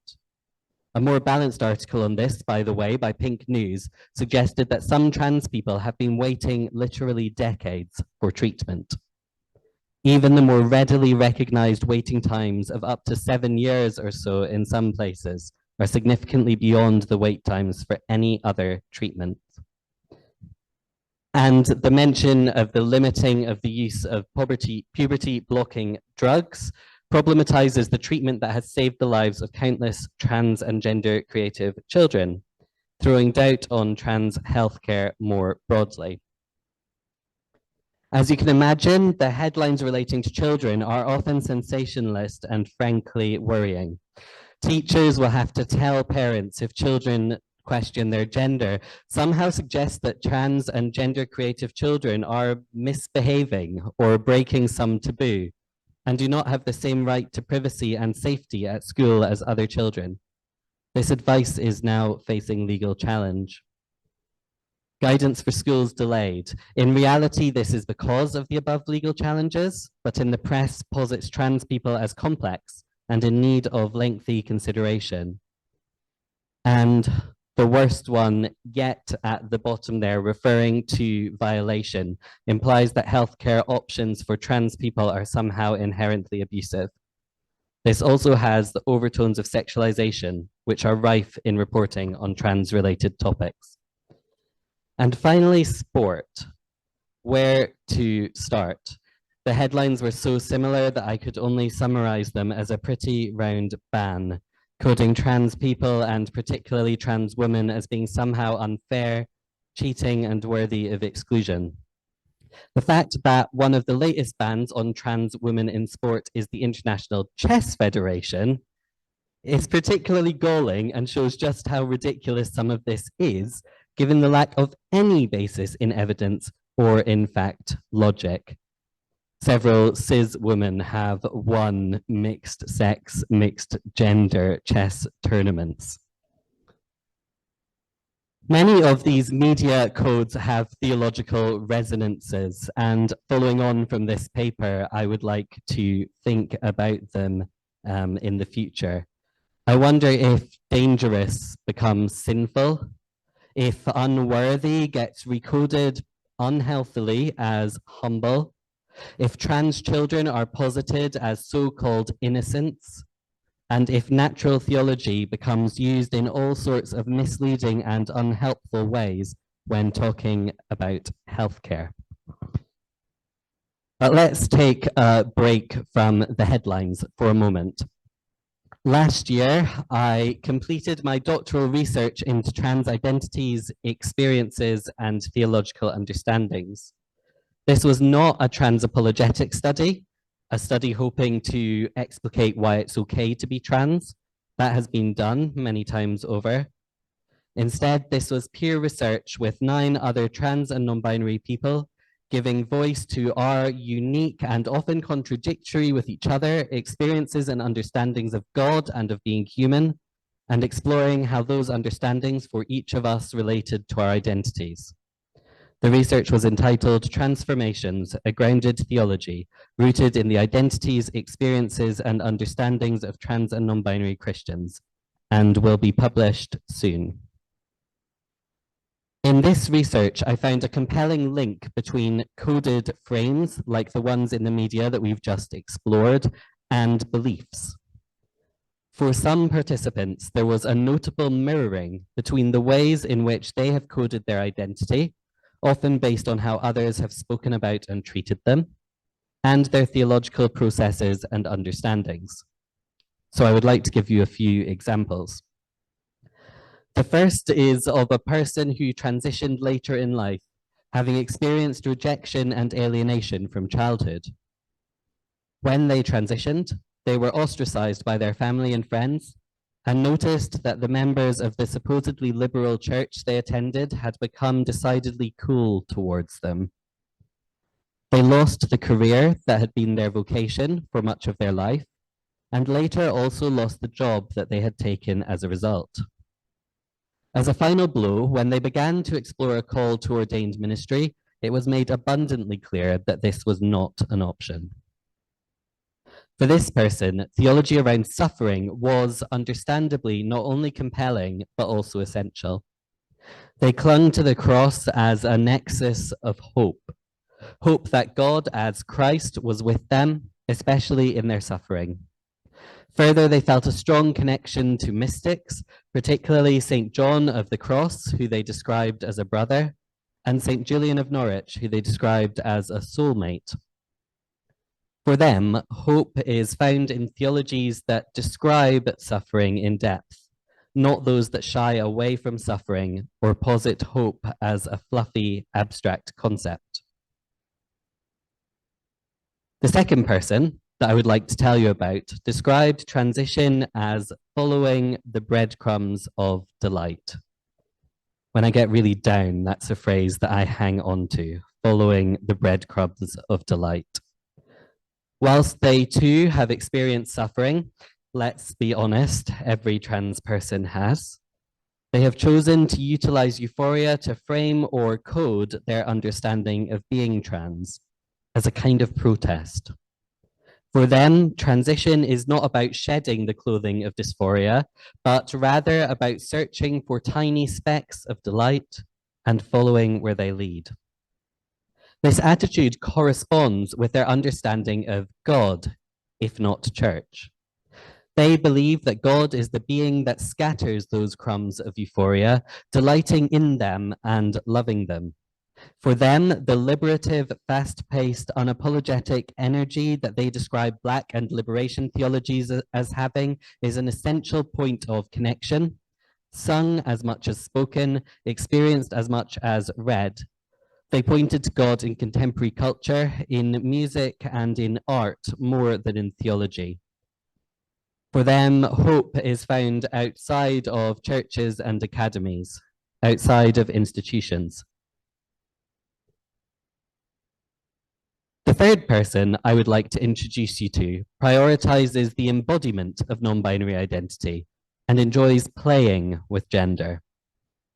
For them, the idea of gender as a psychosocial phenomenon disconnected from the body misses the mark.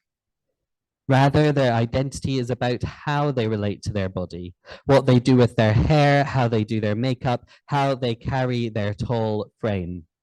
For them, just as trans and non-binary identities are embodied, so the God with whom they connect must be understood as also being embodied, as fleshy, as living, as breathing. They have been frustrated by the way in which they feel that transness in theology and church, as at times in society, is often coded as what they describe as airy-fairy, with resonances between trans folks and the Holy Spirit being more common than, for example, resonances between trans folk and Jesus. That spirituality or over-focus on spirituality in trans-apologetic writing to them indicates something about being beyond or outside of or in contradiction to flesh. Instead, they relate to God as to themselves as fleshy, and they relate best to biblical characters whose fleshiness invites playful response, not least Samson and their mythical hair. Finally, in talking about participants, I would like to briefly mention a participant who described theological reflection as dancing with God. For them, theology moves beyond the simplistic codes relied upon by society and church alike by way of an interweaving of God and self, where they bring varying aspects of themselves to dance with varying aspects of God. This is an intentional practice, and it is hard work. They reflect that queerness for them is equated intrinsically with suffering, and that for them practicing connection with other aspects of God and of theology beyond suffering is a life-giving experience. I don't intend to suggest that any of these theological understandings are wrong or less helpful than any of the others. Rather, their uniqueness tied to lived experience and narrative coding is what I'm trying to draw attention to. No one approach to pastoral care will helpfully respond to each of these individuals. Rather, responses must be nuanced, attentive to the codes that the person being supported uses or has experienced others using, as well as the codes which are prevalent in their contemporary context. All of this suggests to me that much of the trauma and the joy that trans people experience is inextricable from the politicized narratives that are woven around us. As such, the pastoral is inherently political, and the response from those who seek to offer pastoral care cannot only be pastoral in the classical sense, but must also be political. In The Call to Personhood, Alistair McFadden writes about how in our personhood we can mirror God. He believes that the Imago Dei, the image of God, is all about vertical and horizontal communication. In other words, the communication between us and God, and the communication between us and other people. Now, I might disagree with McFadden's hierarchical representation of a relationship with God, but I do agree with him that communication is absolutely key. McFadden suggests that personhood is a gift given to us by others and by God in communication. Inaccurate communication, when people don't or refuse to see us as we are and communicate that dissonance, is a corruption of or break in the image of God for McFadden. Accurate communication, when people see us as we are and communicate that resonance, is a fulfillment of or connection to the image of God. To me, that means that where media outlets and politicians are overwhelmingly involved in inaccurate communication about and with trans and non-binary people, more often about, any pastoral response must be political in that it must include accurate and, in my opinion, public communication. This is an essential step towards addressing the damage caused by inaccurate communications, often offered by churches and Christians, which risk causing a disconnect between us and other people, and between us and our perceptions of God. I'm often asked by churches and individuals how to respond pastorally to trans and non-binary people. This is something I've been being asked for well over a decade, and this paper is in part a slightly indulgent, slightly grumpy response to that question. To respond pastorally to trans people, it is necessary to be political, and many simply aren't able or willing to even consider it. Folks want to know the nice, easy words that they can use to comfort every trans person and convince them to go to church. Those words don't exist. And the last thing that I am going to do is teach churches how to try to convince anyone to go to church, not least those who have experienced trauma at the hands of churches and Christians. Instead, churches and the people in them need to get out there and start speaking out and protesting alongside us if they expect trans people to even begin to take them seriously. So, this final part of this talk simply serves to suggest some pastoral political responses to the media stories I shared earlier.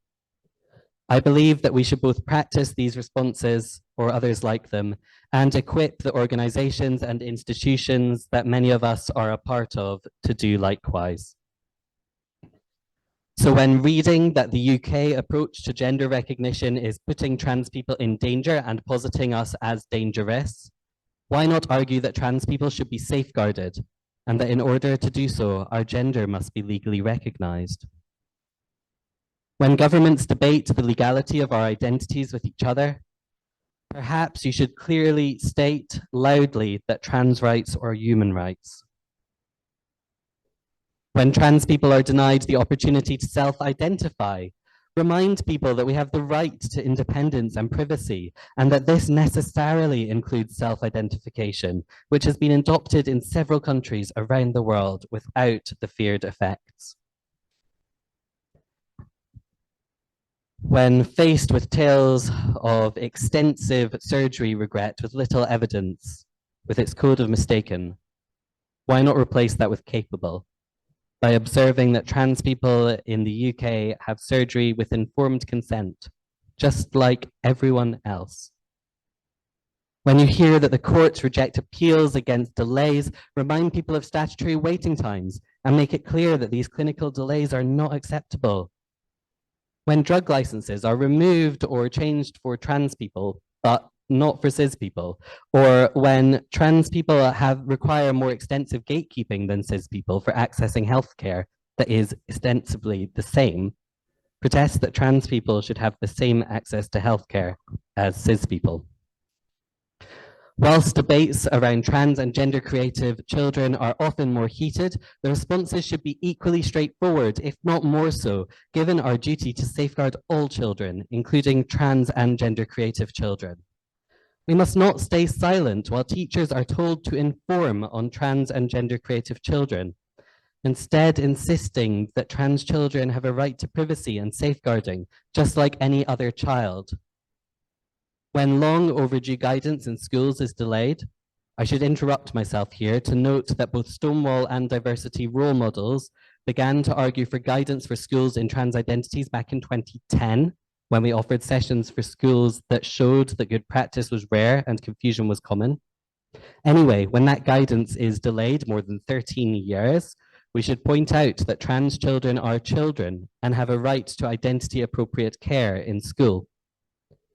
When trans and gender creative children are disbelieved and those who believe them are painted as abusive, we should state unequivocally that we believe trans children and their parents and carers, and that believing and caring for trans children is not abusive. Further, we should point out the ways in which claims of grooming and violation are themselves an appalling, disturbing, and unacceptable sexualization of children. The same thing, ironically, that those who support them are accused of. When it comes to sports, there are divided views even amongst trans people, and far too little attention is given to research. But I believe that we need to begin to state clearly and unapologetically that trans people are women, that emerging evidence suggests that trans women do not have an unfair advantage over cis women. And frankly, we can only laugh at the ridiculous suggestion that gender and sex segregation is necessary in the mental game of chess. Sometimes you have to laugh or you would cry. And so I'd like to conclude by stating clearly that narratives matter, that trans people are human, and that pastoral care is always political. Thank you so much, Alex. Very erudite and expressed with great clarity, as always. Your recoding reminded me of what people do with headlines about women who've been killed in domestic violence, and when the headlines come up, woman dies, and people rewrite it on Twitter and put, oh, rewrote the headline for you. And maybe that's what we should all be doing with all these headlines about trans people. We do have time for questions. I'm sure Alex's talk has generated lots of thoughts, and if you're with us online, do feel free to type your question in the Q&A, and if you're in the audience in person, please do put your hand up. Alex, not so much a question as just to say thank you that somehow you seem able to crystallize what some of us are still wrestling with and haven't formulated in our own minds and hearts, so thank you.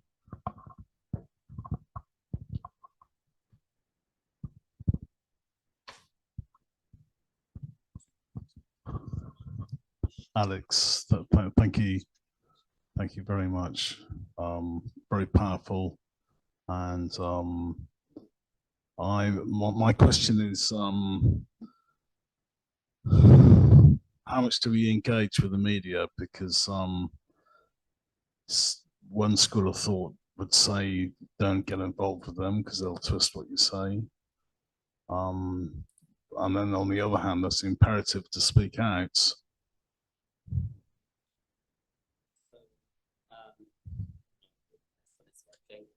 I think we're going to either keep running or can I just still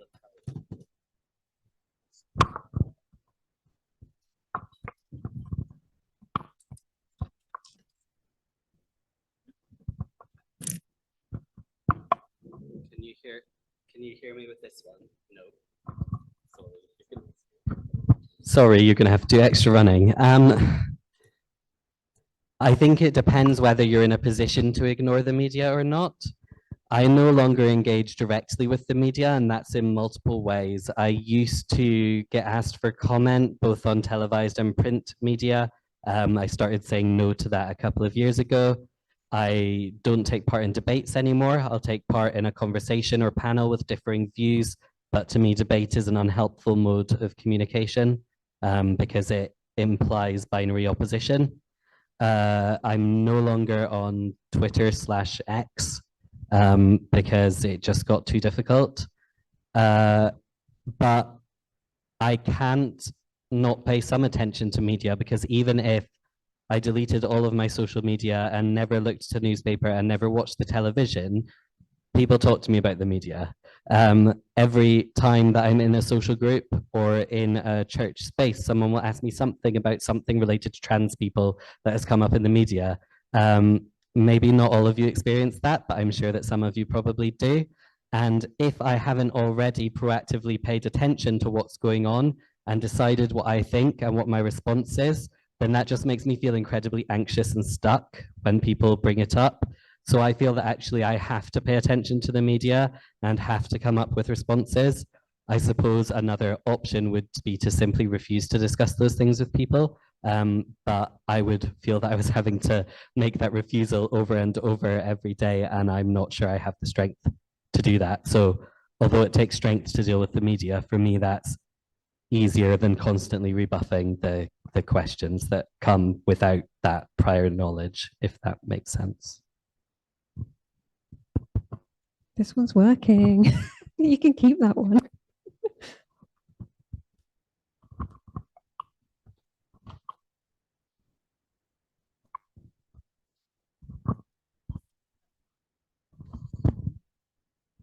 Hello? Thanks, Alex. That was really good. I'm just thinking about your idea of like the pastoral. Okay, I'm just going to be super fast. Could political pastoral care involve like political engagement other than just like campaigning and protesting, like mutual aid and things like that? And what would that look like? Yes, absolutely. And I think on a peer-to-peer basis, it already does a lot of the time. And a lot of the work that I'm doing in Cambridge is on that sort of mutual aid basis. I think the thing about mutual aid is that it often relies on similarity or on mutual understanding. And in the pastoral care frameworks that we currently have in terms of professional pastoral care, that's not always possible. So it's possible for me to work in that way with trans and non-binary folks because I'm trans and non-binary. So I think that the more trans and non-binary folks are in caring roles, the more mutual aid will be possible in that setting. I also think there's another level of political engagement that isn't mutual aid, but that is slightly different than protest or activism in a direct way that people can be involved in, which is leveraging their privilege and their connections. So for example, I don't work in Cambridge University, but my setting is right in the middle of it. And I'm often invited to Evensong, and I'm often invited to top table dinner after Evensong, which I absolutely hate. And maybe I should say no, but what I do instead is I invite other activists and campaigners to come with me to top table Evensong, because some of the people in Cambridge who have the power to make an actual difference are at those tables. So I think there's that leveraging of privilege and connections that can be done as well. Thanks. And a question online. Cardinal Ratzinger, yes, him, said, and it's a quote, "Only what is true can ultimately be pastoral," end quote. He was right about that, but he was wrong about what constitutes the truth. How do we best overthrow the current patriarchal, misogynistic, cisgendered and heteronormative paradigm? Any views on what might replace it? I have lots of views that aren't necessarily legal, so I won't say any of those. I think there are choices. We can choose to operate largely outside of the systems that dominate and oppress. I say largely because it's never possible to entirely operate outside of those systems, or we can choose to change those systems from the inside, slowly, one person at a time. Personally, I'm still doing the latter. I repeatedly say that I won't be doing the latter forever because I'm getting really quite tired and bruised. But I do think it is genuinely, I know it's trite to say so, but I think it is those one-to-one conversations that change people, and institutions are ultimately collections of people. So if we can't have those links with people, then I don't think we can change institutions. I think we need to vote. I think we need to protest. I think we need to rebel. But ultimately, I think maybe the greatest rebellion is self-care. And again, I know that's trite, but I don't mean like having a nice bubble bath once in a while. I mean, like really prioritizing our own mental and physical health, our own safety, our own well-being, and frankly, the stuff we want to do. And I'm really crap at that. And I'm trying to work at it because I'm starting to realize that if we can't care for ourselves, then it's impossible to create or change systems into systems that care for other people. But it's easier said than done. And I suspect most people in this room have that experience. Do another audience question.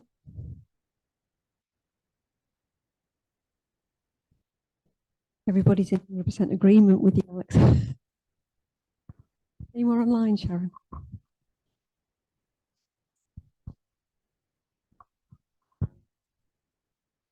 Okay, well, I think probably energy levels are flagging a little bit, given that we're heading towards the end of day 2. So thank you very much for your sticking power. To follow up on the theme of queer theology,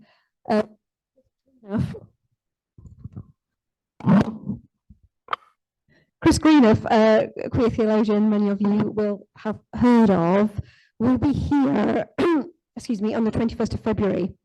And the title of Chris's talk is Can You Adam and Eve It? Queering Heterosexuality in Genesis Narratives. Again, it will be a hybrid event. So if you fancy returning to this building on the 21st of February and you happen to be in or near York, you'd be very welcome to do that. Alternatively, you can join us online.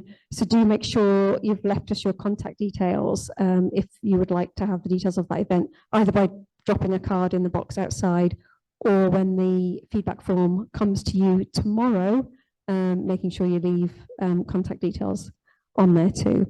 For now, I'd like again to say thank you very much, Alex, for that fantastic talk. We will take another brief break and then come back for final reflections and feedback. So if you could spend 10 minutes jumping around, getting some blood flowing to your brain and maybe some fresh air so that you can cope with the last half an hour, that would be amazing. Thank you. Thanks, Alex.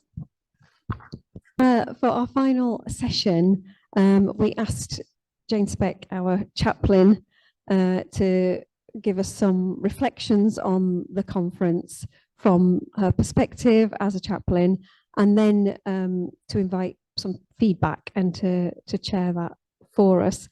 So thank you very much, Jane, for giving up 2 days of your other work that I'm sure is now piling up in the background to spend this time with us and to have to stay awake and be attentive through so many varied and fascinating sessions. I'll hand over to you. Oh, and just to note, this is our final session of a 2-day conference starting on time, and that literally never happens. I've been going to conferences for over 20 years and this has never happened. You're clearly not talking enough. I'm going to come and sit here, if that's all right. Oh, well done. You've made it all the way to the end.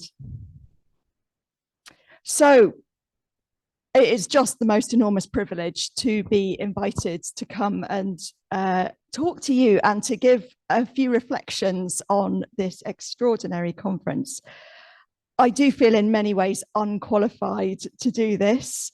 I'm not, a massive theologian, although I have got the vicar training, and I've just been awed and inspired by so many people who've come up here.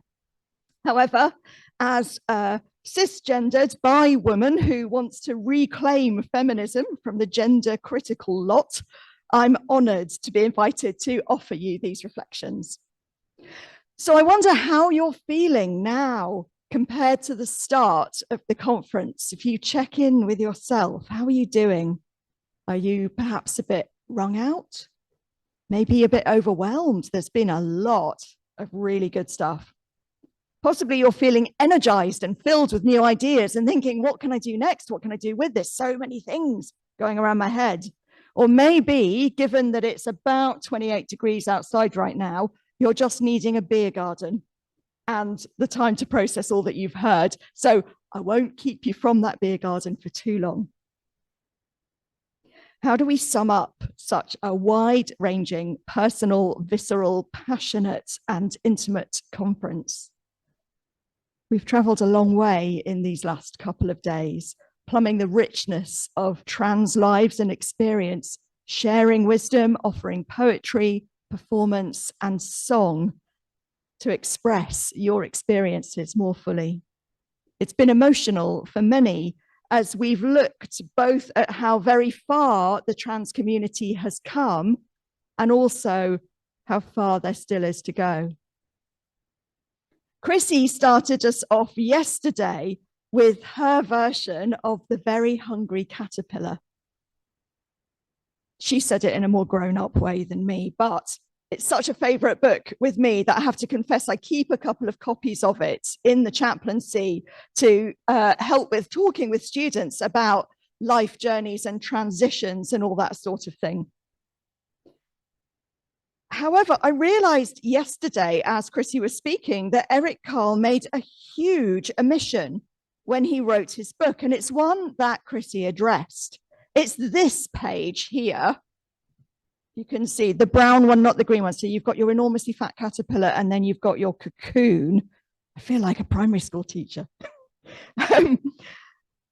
Carl drew the cocoon and then we flip the page and ta-da, it's a beautiful butterfly, which is exactly how easy transition is, right? Well, of course not. The time in the cocoon can last a very long time, as Chrissie was saying.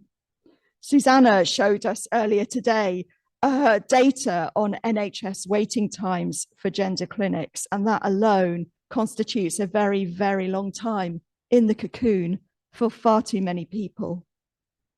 The struggle to be taken seriously, the pressure sometimes to submit to a medicalization that may or may not feel helpful, and the striving to live an authentic life within a patriarchal society and what for many is also a patriarchal church denomination, these all take their toll. Not for nothing was Nikki drawing profound parallels between the experience of transitioning and the cross of Christ. Many trans people will have felt crucified by your experiences, as the data we've seen around mental health at this conference tragically shows.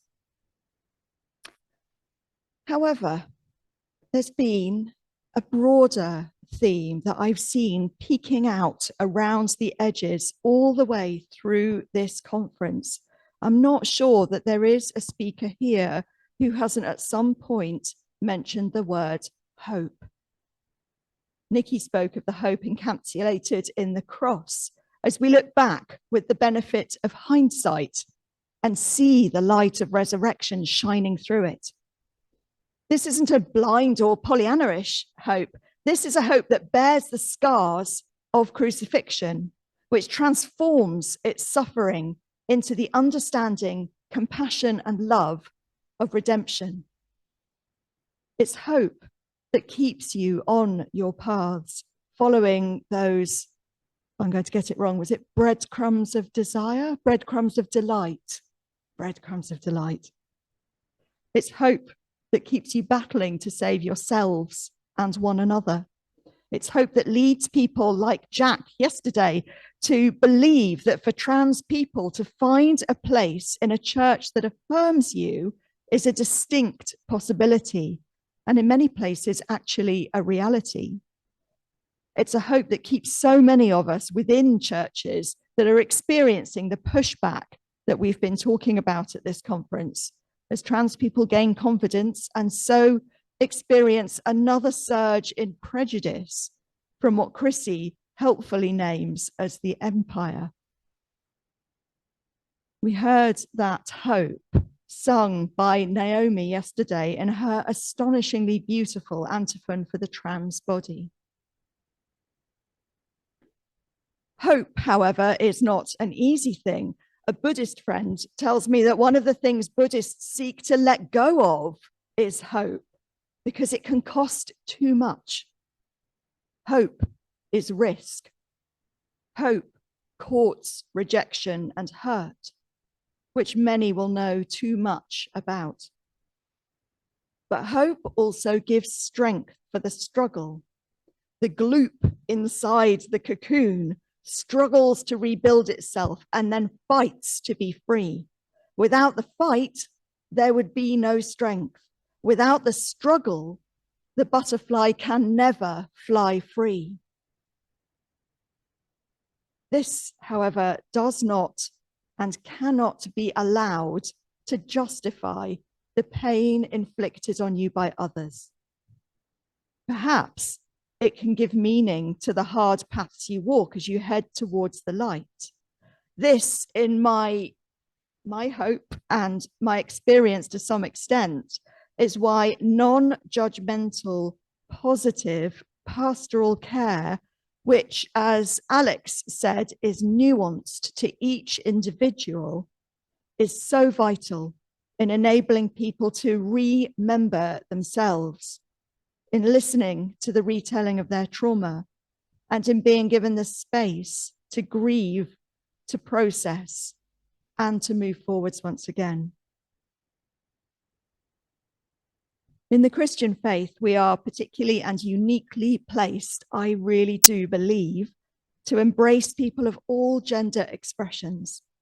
We believe in a God who transcends gender constructs, don't we? A God who is outside, beyond and above all of that, and yet who also dwells in every one of us. We teach a God who spoke that word Haley told us, Bev, or and, not or, in creating humanity, who chose a model of infinite variety for creation. If we believe in that God, we don't ever get to say, you're made in God's image and you're made in God's image, but I'm not so sure about you.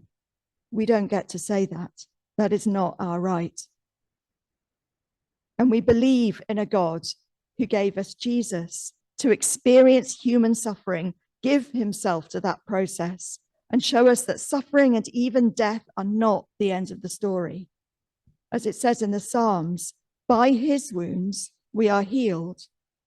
And so we wear our own scars, however they've been come by, as symbols of our hope, of your hope, badges of your belonging to the one who touches our wounds and says, you are still here, you belong.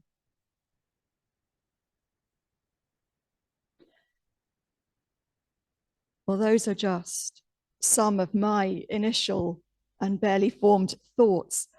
And it's certainly not for me to tell you how you should remember this conference or what you should take away. So I wanted to ask you two things to think about. And then if you want to share those things, you're welcome to, or you can just take them away with you to ponder yourself. So I just wanted to ask you to think, what has been your standout moment from this conference? What's that thing that you would like to gift wrap and take away with you? And then what word or image would you like to take away with you for your continuing journey? So what's the standout moments from the conference? And then what's the word or image for your journey going onwards? Yeah, do you want to talk to each other? And then we'll see if anyone wants to share. Well, we sort that out. Is there anybody who would like to share maybe a standout moment? And I think if it's just one or two words, then you can say it and I will repeat it so that the people at home can hear.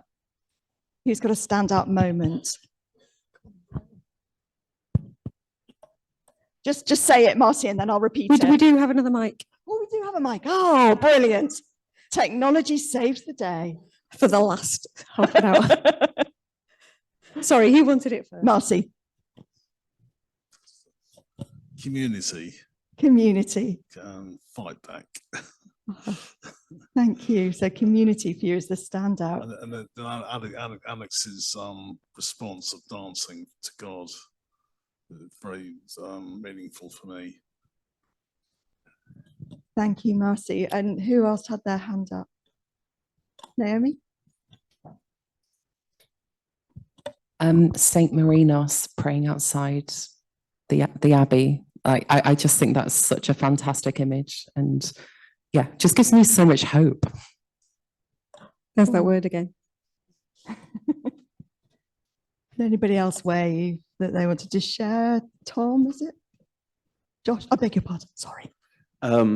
Yeah, I mean, when Chrissie was speaking this morning about how our ceilings are the next generation's floors, this was something she and I actually discussed last night, but I find that really liberating because we spend so much time, I know I certainly do, fighting, thinking things have to get absolutely perfect. But knowing that where I hit my ceiling is the floor for the next generation is really liberating in that. Thank you. Thank you. Over here.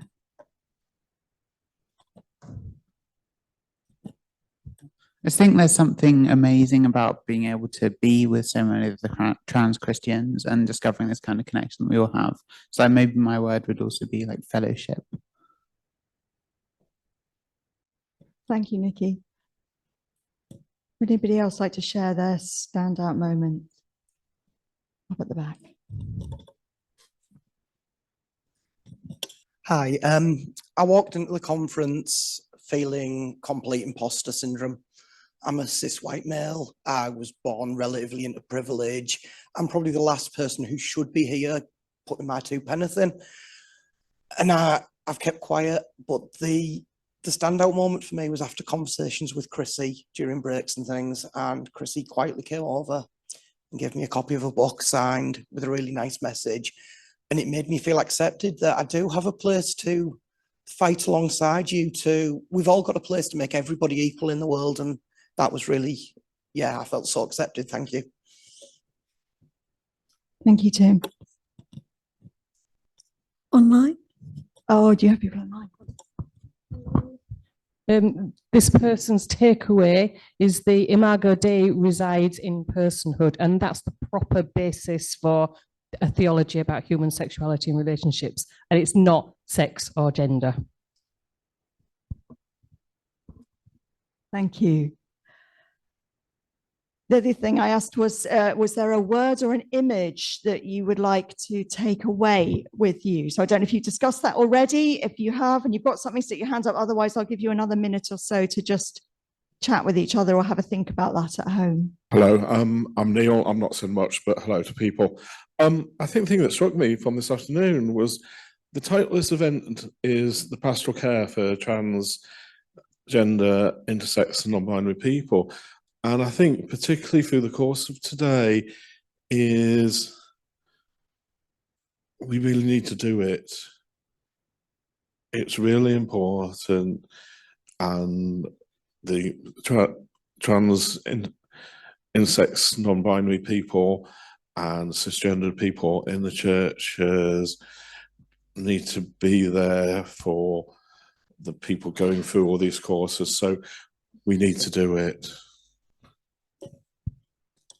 Thank you, Neil. Yes, absolutely. And as Chrissie said very powerfully, if we get the pastoral care of trans, non-binary and intersex people right, we are literally saving lives.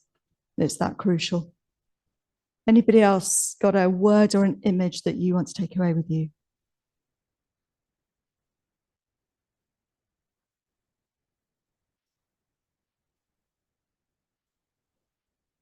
Oh, sorry. Alex. No, it's okay. I only put my hand up at the last minute. It's a silly one in some ways, but when some of us went and took a photo on the stage, we were talking about who we all were. I think Chrissie, possibly slightly unfairly, got the label of grandmother. And I initially got the label of grandfather and managed to talk it down to dad. But that image for me will stay with me because it gives me hope, because I've been feeling so tired. So to see ourselves as a family where actually we don't all have to be doing all of the work all of the time is a really important image, I think, to take away. That's beautiful. Thank you, Alex, for that. So the family, the family of this conference who have come together for these 2 days and will shortly be dispersing. Is there anything else that anybody would like to share? Anything online? Are you tired and hot? This conference has, I hope, been a gift to all of you, a gift that you have allowed yourselves to enjoy. So thank you to all of you who have attended, who've contributed, who've listened, who've received. Please know that all of you have been the most wonderful gift to us. Thank you. Thank you so much, Jane. Can I slightly put you on the spot and ask you what difference this conference is going to make to you in your work as a chaplain at York St John University? We only get funding if we say there's impact, so we need to identify the impact. Oh, I see. This is to fund the next one. I am very much still processing, as I'm sure you've realised from this. We are enormously privileged at York St John in that we attract a lot of students who are exploring their identity, particularly in terms of their gender. And so as a chaplaincy, it is a real passion with me to be open and more than just welcoming. As Jack said, just saying welcome is not enough, but to really embody that welcome to people and that, and again, more than acceptance, but celebration of all the people who come here. So in one sense, I think my pastoral care won't change because I always seek to welcome the individual as they are and to offer non-judgmental acceptance to them and listening to them, just everybody who comes exactly the same. But on another level, I think this conference has been another big step for me in understanding and in compassion. And I mean, dare I say, it's sort of normalizing as well. What already feels pretty normal to me. But what I hope for us as a university and as a community will continue to feel just completely normal. People are people. We are all made in the image of God, and we all deserve to be celebrated for that. Thank you so much, Jane. Yeah, as an academic here at the university, it is a huge privilege for us to teach young people. The majority of them are 18 when we first see them. We do have mature students as well, but often it's those younger people that are coming to university to escape all sorts of things. And they are escaping difficult families, they are escaping difficult towns, difficult communities, and university is the place where they feel they have the freedom to explore their identity and to be who they really are. And it's an enormous privilege for us to see students going through that journey and to be part of that journey. But doing this sort of thing helps us to signal to them that this is a space where they can do that and they will be welcomed and supported in doing that. We've even had some more supportive parents at open days saying, how do I know my trans child is going to be okay at this university? And we can't guarantee they're going to be okay at this university, but we can point to things like this that we do so they understand what sort of teachers they're going to have and what sort of a university we're at least trying to be. But as I said earlier, none of this would be possible without participants, without speakers, without our online participants too, and our tech team, as far as that works, and the events team as well, and the support of the university. I am enormously grateful to all of you for your contributions as speakers and as participants.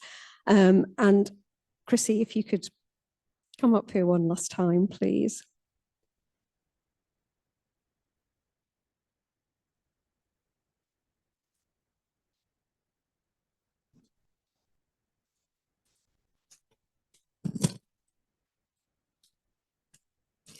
You beat us to it earlier today when we had these waiting in the wings.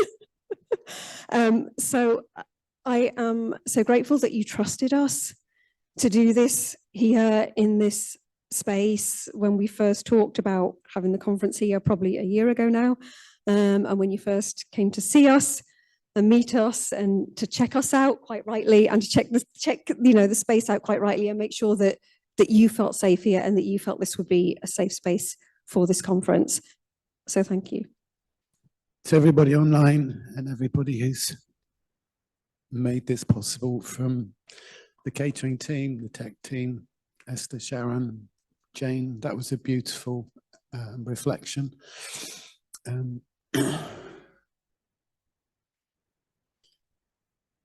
don't know what to say, just a big, big thank you to each and every one of you. Thank you.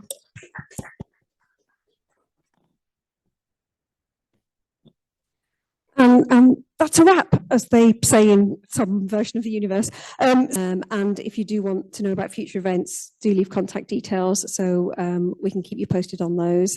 And I'm sure Chrissie will be in touch with details of the next conference too. Thanks again, everybody.